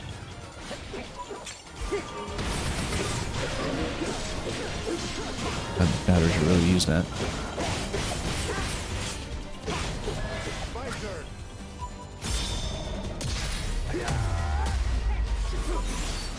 Everybody attacking into this area at once.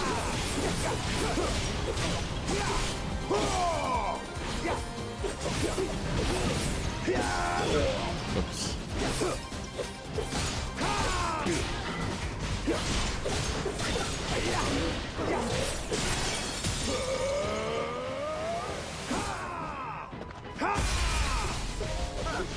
That was so thrilled. Calamo. I gotcha. Yes. Oh, there we go. Actually dodged it. Rather unexpectedly. Okay.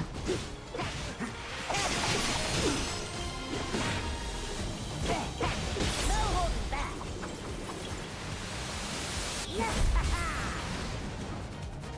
Might as well smoke it out while we have the opportunity to do so. I'm not just a traveler. And rush it down. I can fight too.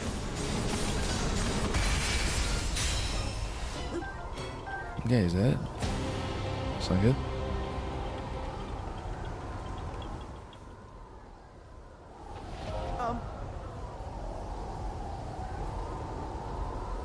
And yeah, we'll start bringing in optional recruits. We have somebody on a 2-hander spec.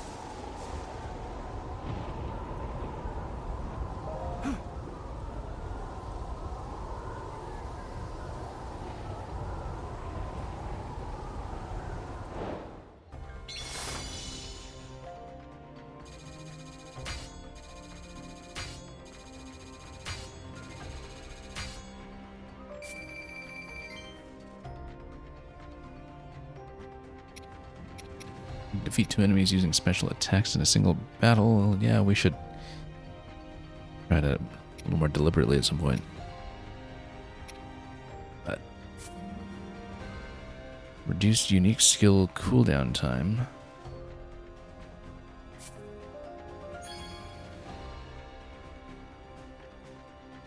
We probably will take that, given how often we're just kind of stuffed behind cooldowns.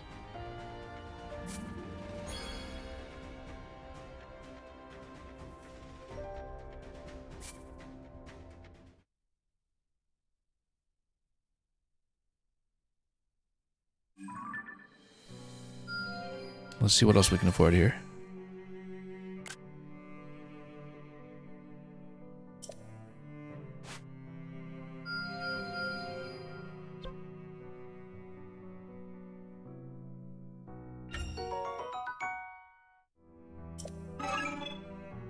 Okay, complete this challenge to liberate the territory. That's interesting.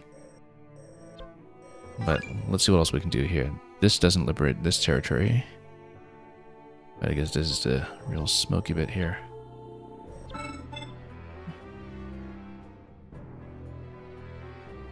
So that improves Mysterious Construct's two-handed combos. We're not playing it as a two-handed right now, but let's see how we're doing for resources then. Let's prioritize some of the other ones. I can't wait to test my skill.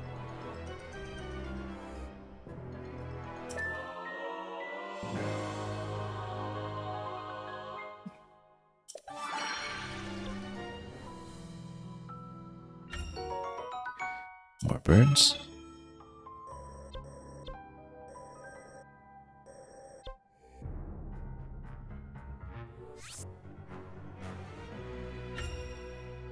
Might as well take it.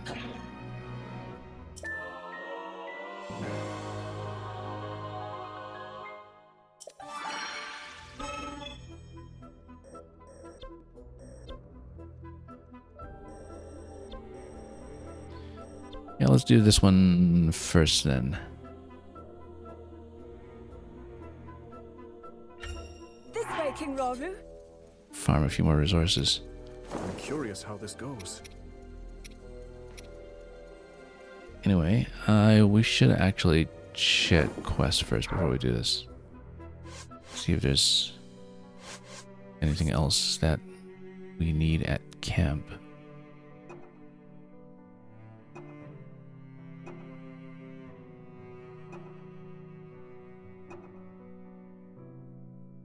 Nothing at the moment.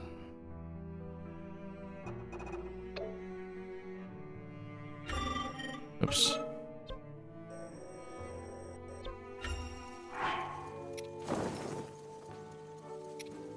I mean, you know, these are optional battles. We don't necessarily need to buff everything unless we have a very good reason to. So we don't overuse resources that might be useful elsewhere.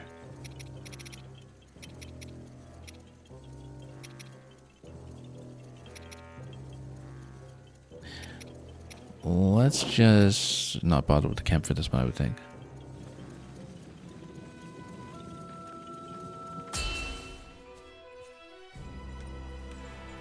Let's go.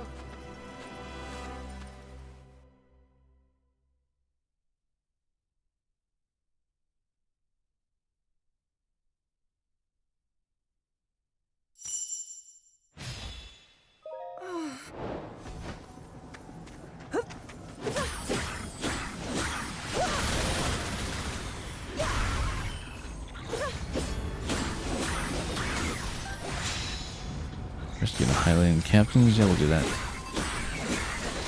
We'll just push forward. Oh yeah, I'm spamming X a little too much here. Now we do ability here to haste it and then the bomb.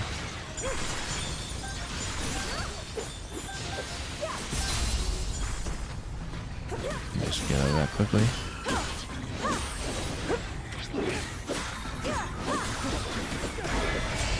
Oop.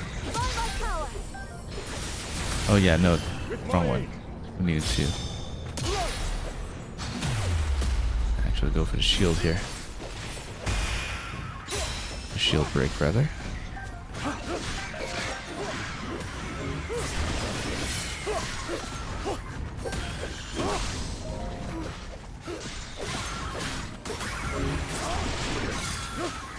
I should actually look around in case there is something like a correct location that was slightly out of the way. Yes.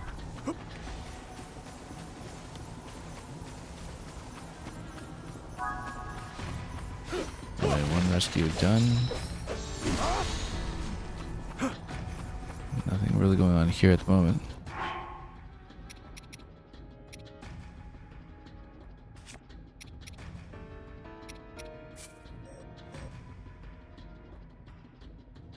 Yeah, so you can't have any of the captains be taken down with the conditions in this battle, so we do in fact need to go for the rescue.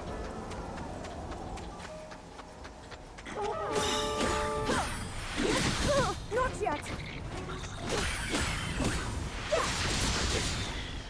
And let's go for the rescue immediately if we can. It's about halfway.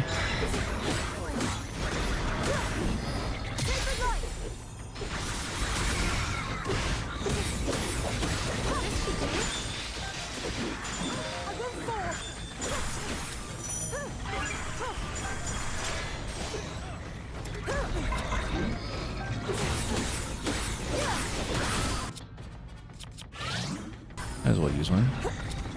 Well then.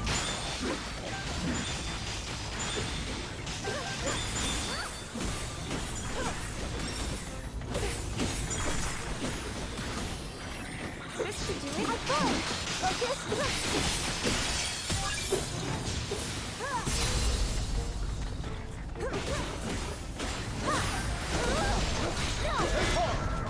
And then go for the aerial counter over here. That works nicely.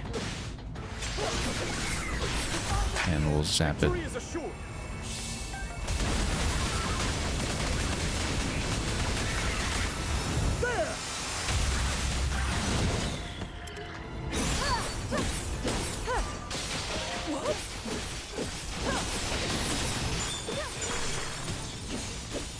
Prepare yourself. A hard-won victory. Yeah, let's go for the next one.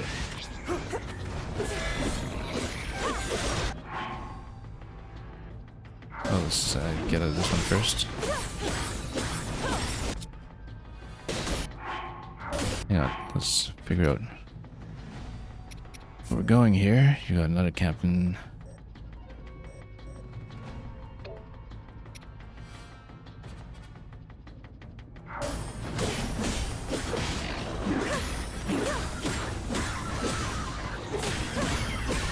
Let's make it over there first.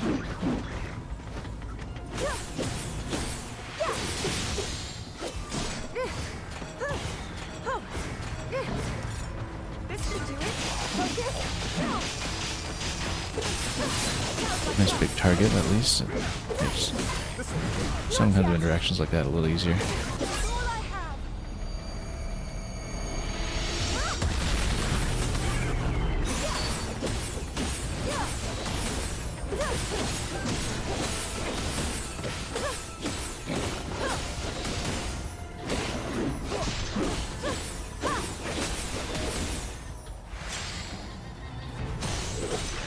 But yeah.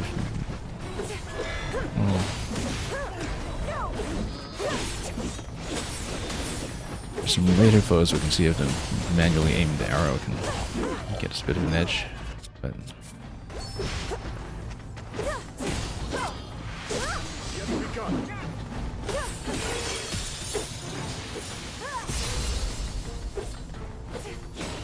we'll have another captain after this one, I think, so we'll have a lot of work to do here.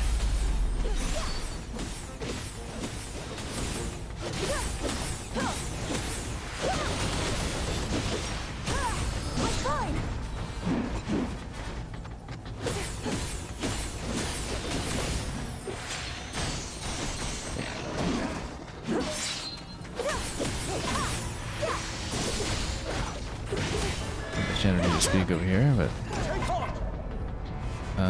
we can go for this counter. Just need a generous window to read that. Fine. This isn't easy. I'm not too close. Now then.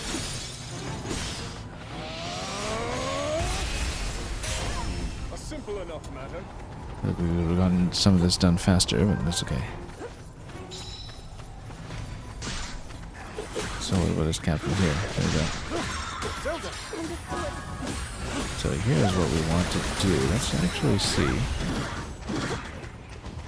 Yes. Yeah. Oh.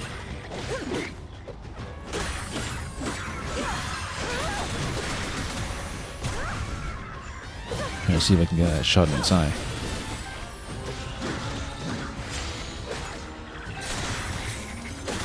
No, couldn't stay on the bow for long enough. Projectile rather.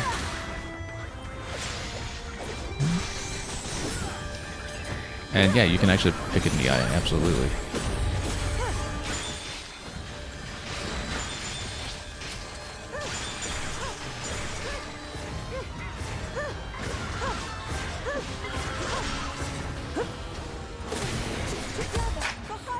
Long may she prosper. That's a big target. Get in the eye. Kinda can.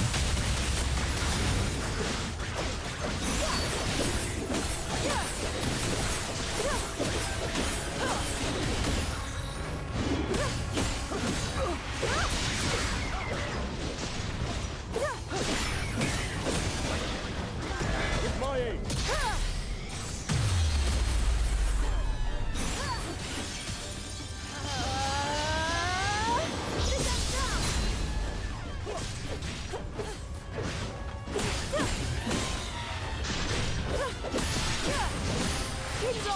Very well.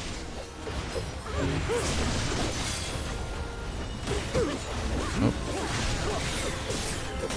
Hit it a bit early here. Yeah, you can totally get its eye. You can be too accurate to do it.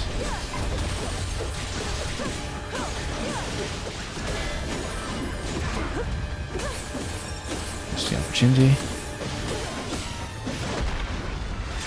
However, you can just shoot it normally. That's what I'm trying to do.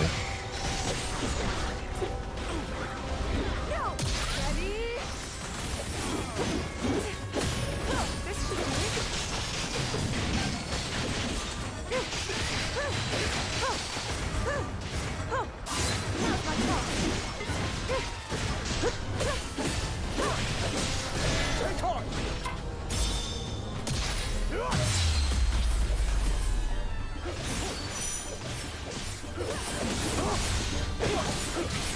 Now then.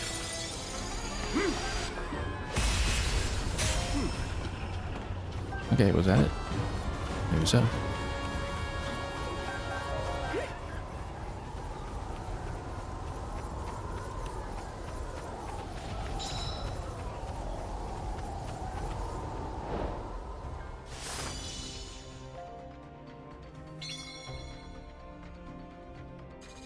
And let's see what else this unlocks.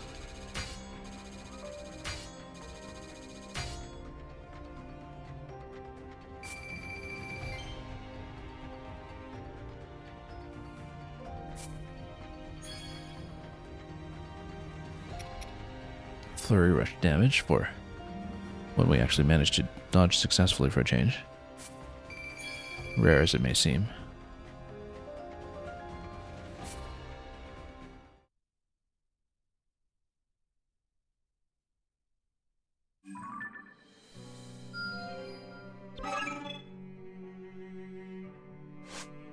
Quests have been updated. Yeah, we'll probably do that map unlock mission next, and then again, some of these will just come naturally. Enhancing weapons as well. That'll just happen by itself.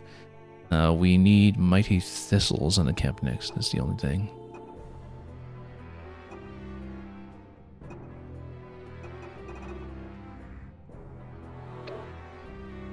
And enhancing 2 weapons, which we can do.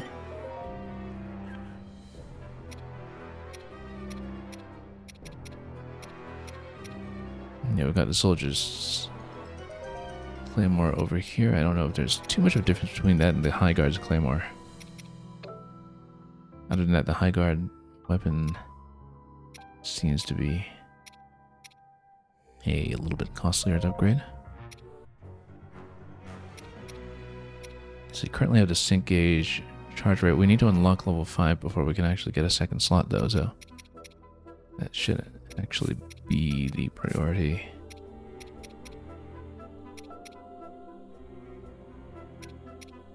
That will open this up as well.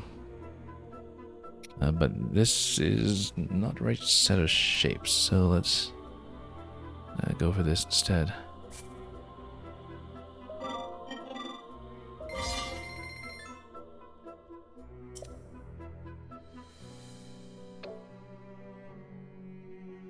And maybe get a second weapon up as well.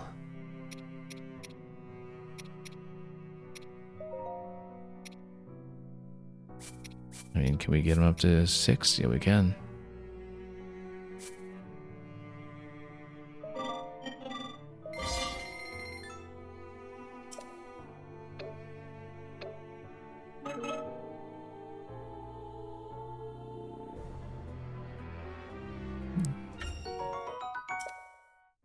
Okay. Still missing this, actually. If we assign to the sensor, we can see that the next mission is going to get us what we need to get over the line for this one. So I guess we might as well take it. And it's going to be with Calamo's party. Calamo and his bud. There's some kind of weapon unlock for the first clear too. Don't go wandering off, bud. So Mighty Thistle is what we needed, wasn't it? Let's see if we happen to have that.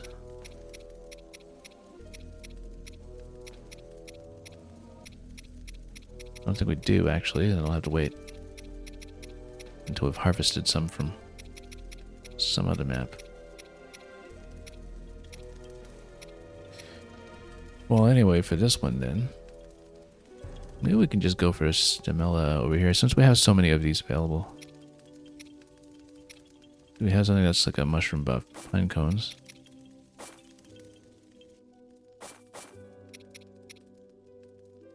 Just has no effect. Yeah, because shrooms are just their own thing.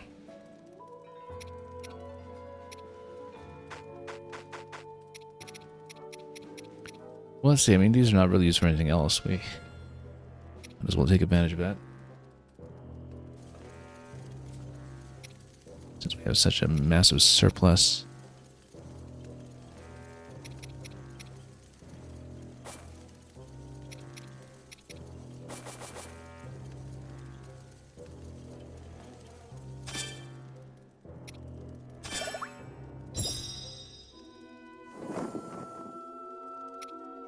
And let's just play it. On my way!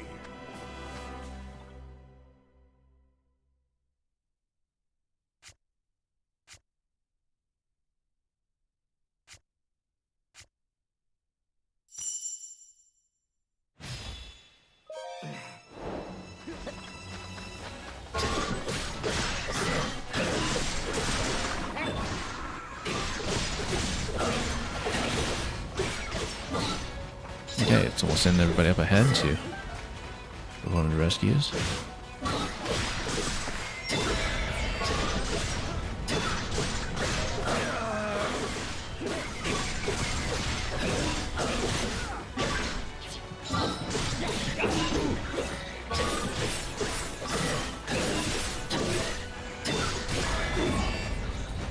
Okay, and then in this position we should in fact use time bomb.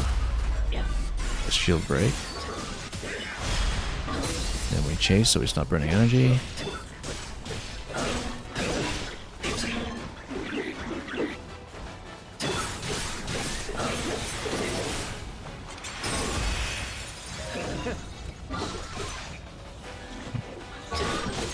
Very nicely visible effect on the boss kills, incidentally.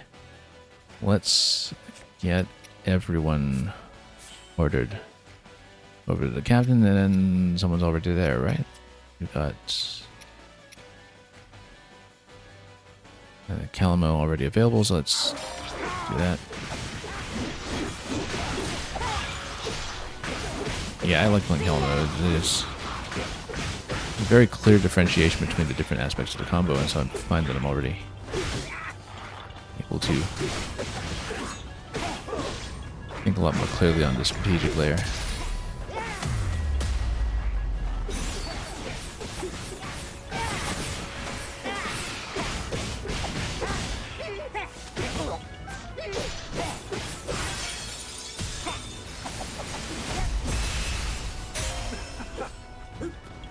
Okay, let's keep going.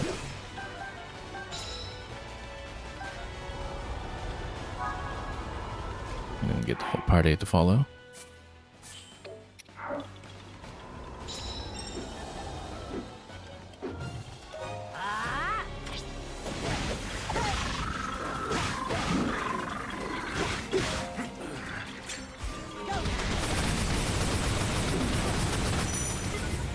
That was overkill, but we got it.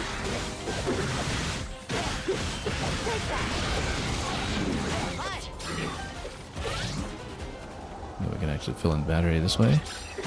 Someone else next time.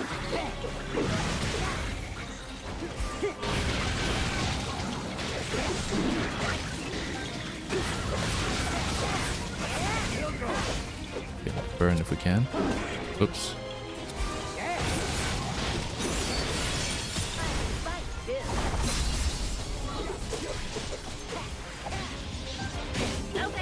We'll fill in the boss compliment quest as well then. Very soon.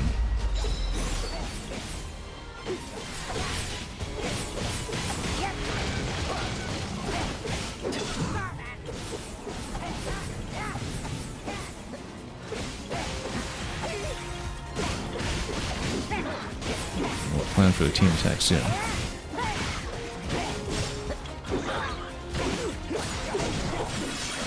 I'm not just a traveler.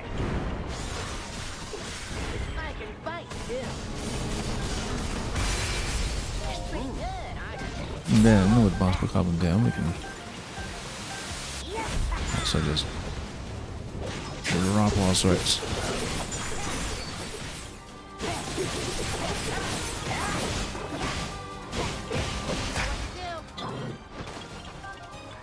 Yeah, let's fly. Okay.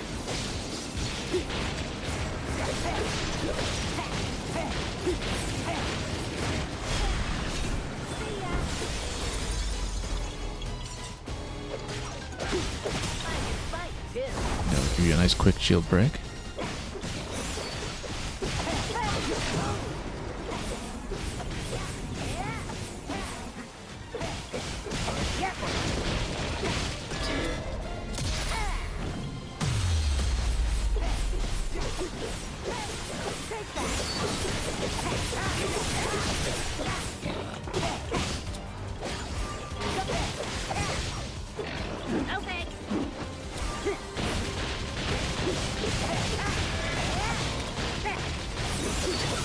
Yeah, we're gonna make him dance I'm not just a traveler. on his burning feet.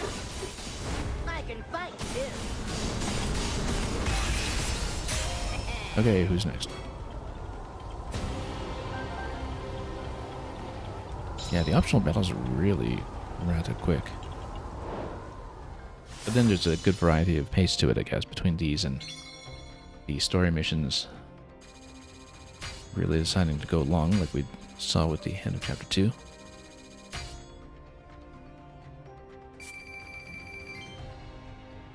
I find that in this format that it's always kind of nice when you do have something like a big chunky mainline mission that's about half an hour with lots of forts going back and forth.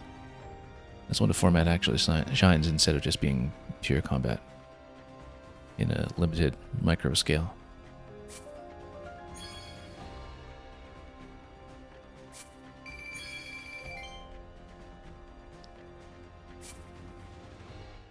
Alright, let's see what's unlocked in a region. We'll fill out what we can when it comes to caching materials.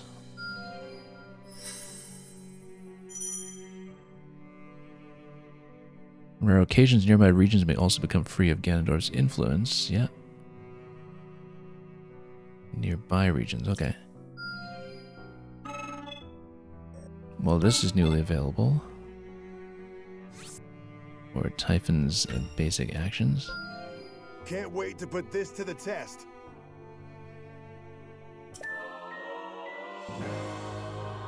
And yeah, he's got quite a lot going on with the hold inputs now that we should figure out how to use properly. And then we have one more optional one to hit here. Well, it's available, we may as well. Let's take a look at this. Yeah, I love how it still refers to the construct as Calamo's Bud.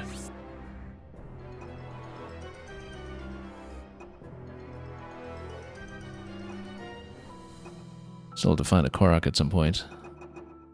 Since we noticed that quest, ability to find Korok seems to have dropped off quite a bit.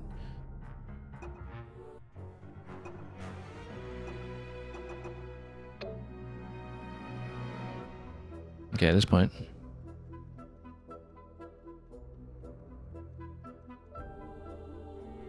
let's see what we can do.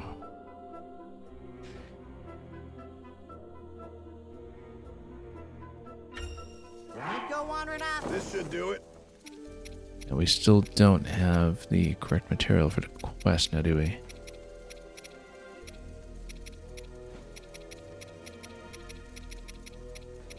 Seems not. Yeah, no, yes we do. Mighty Thistle, here we go. We have exactly the right number, in fact. And we might as well buff plants. And yeah, that'll be camping it out on top. There we go.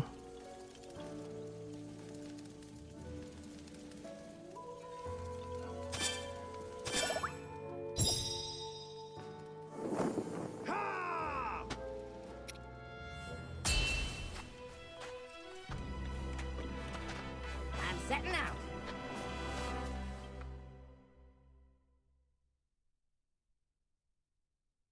So at this point, I'm thinking we'll definitely defer the continuation of the main quest at Kickoff Chapter 3 until the next time that we get to stream this. We will fill out as much optional content as possible until that point, though. Maps do seem to be opening up one by one. Okay, so we need to bomb this one. Let me think about who's got the right input for this.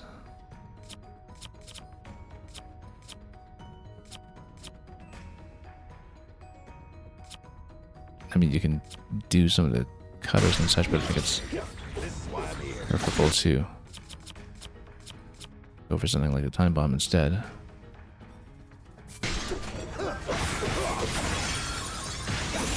I've got you. Gives you a very quick weak point smash when you blow all the rocks off.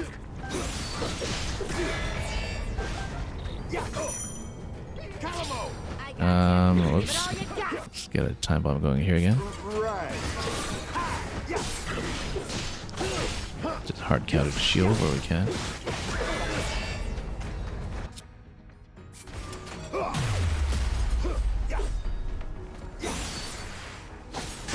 I've got you. Starting to get the hang of it a little bit.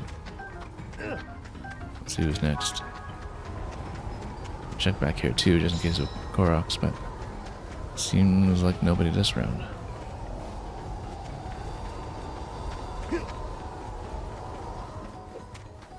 Can we help the captain reach the escape point?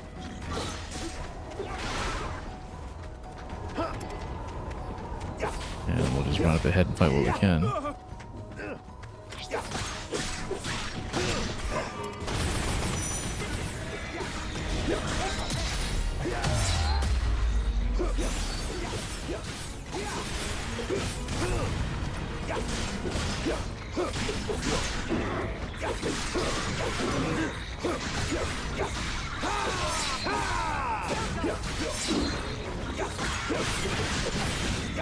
We'll do a team attack with somebody at some point. We might want to save it for something a little more challenging though, maybe.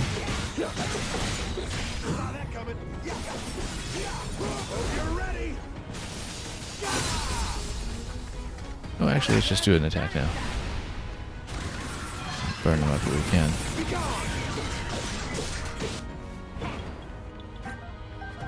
Okay, fire fruit. Let's go for that.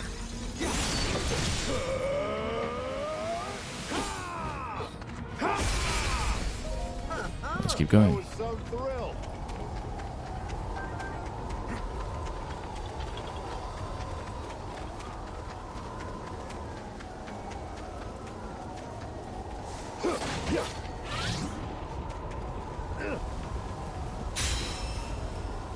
Arrived at the escape point, now what? We gotta defend against the boss, predictably.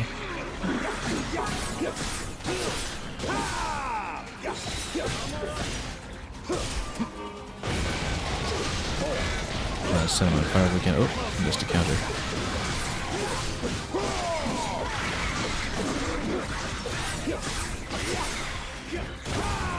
We should actually learn how to do some of these hold inputs here.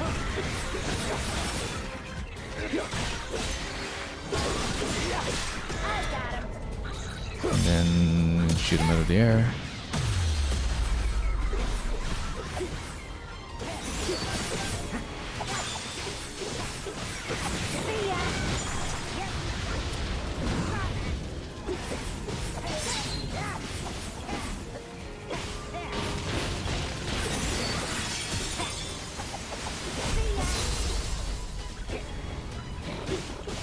Might as well do a combo attack here as well and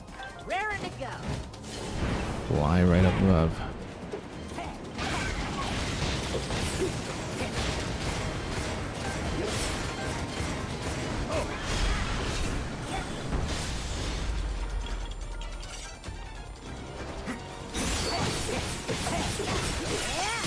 Just get one weak point after another, nice and quickly. He's on water, definitely a shock, I would say. You can get the elemental damage up really quickly.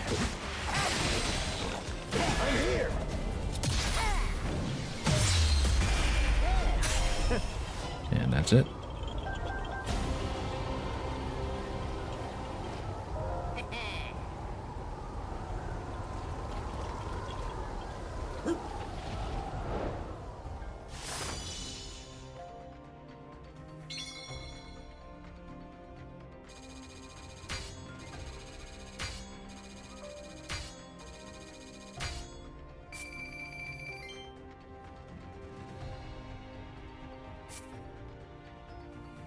Have new cab effects. I like that one. Zonai device damage.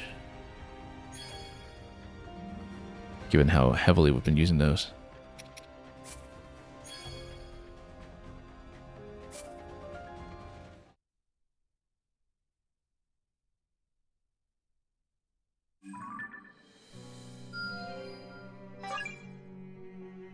Okay, nothing else is open on the map apart from continuing to the other quests. The gallery has also been updated. We haven't even looked at the gallery yet. That's a later consideration. So we have the 2 branches of the main quest at this point. We'll do it next time for sure. And in the meantime, let's take a look at the side quest to see what else we can fill immediately, if anything. Need Minoru to start fighting again, for one thing. And eventually we'll have a bit more deployment going with some of the side characters original to this game. But for now, let's see who we want to buff up a little bit. Yeah, some of these weapons are in a pretty weak state right now between them. So for sure, I would say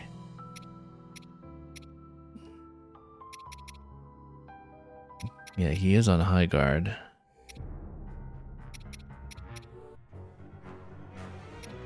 For the one-hander. And, oh, we did get a tree branch, interesting, as a weapon. Let's buff this one up. Flurry Rush and unique skill. Now, the problem with having unique skill damage on this weapon is that we're not really playing him for unique skills as such. Even though one of them is just the battery saver. makes a certain amount of sense to put this on Typhon instead. Let's go like this. Try to open up another slot. And this actually hasn't cost us too much here either.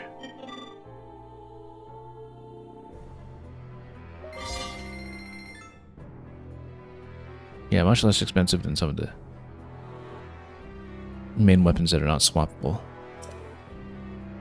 And we'll get the flurry rush damage to stack on top of that as well.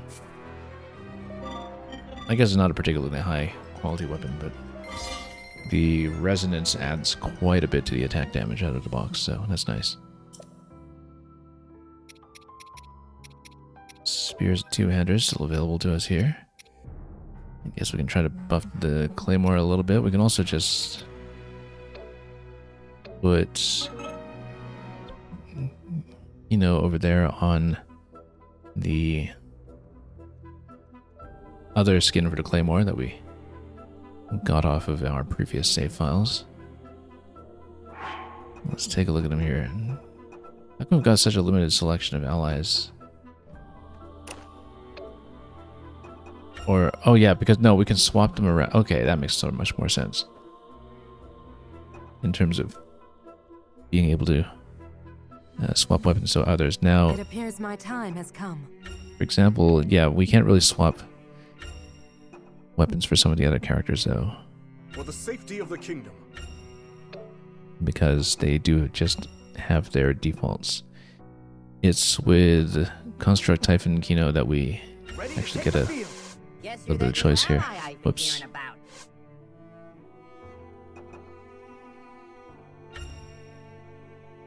So yeah, if we moved from... Oh no, wrong character here. Soldier's Claymore over to Highguard's Claymore.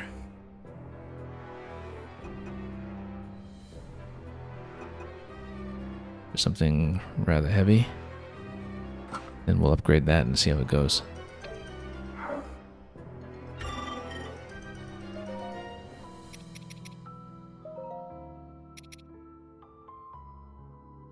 Yeah, and then we'll swap our standard party around as necessary for the next map. We actually don't have much going on here with the two-handers, but we can get it up to level 3 at least. This is not much of an upgrade, damage-wise.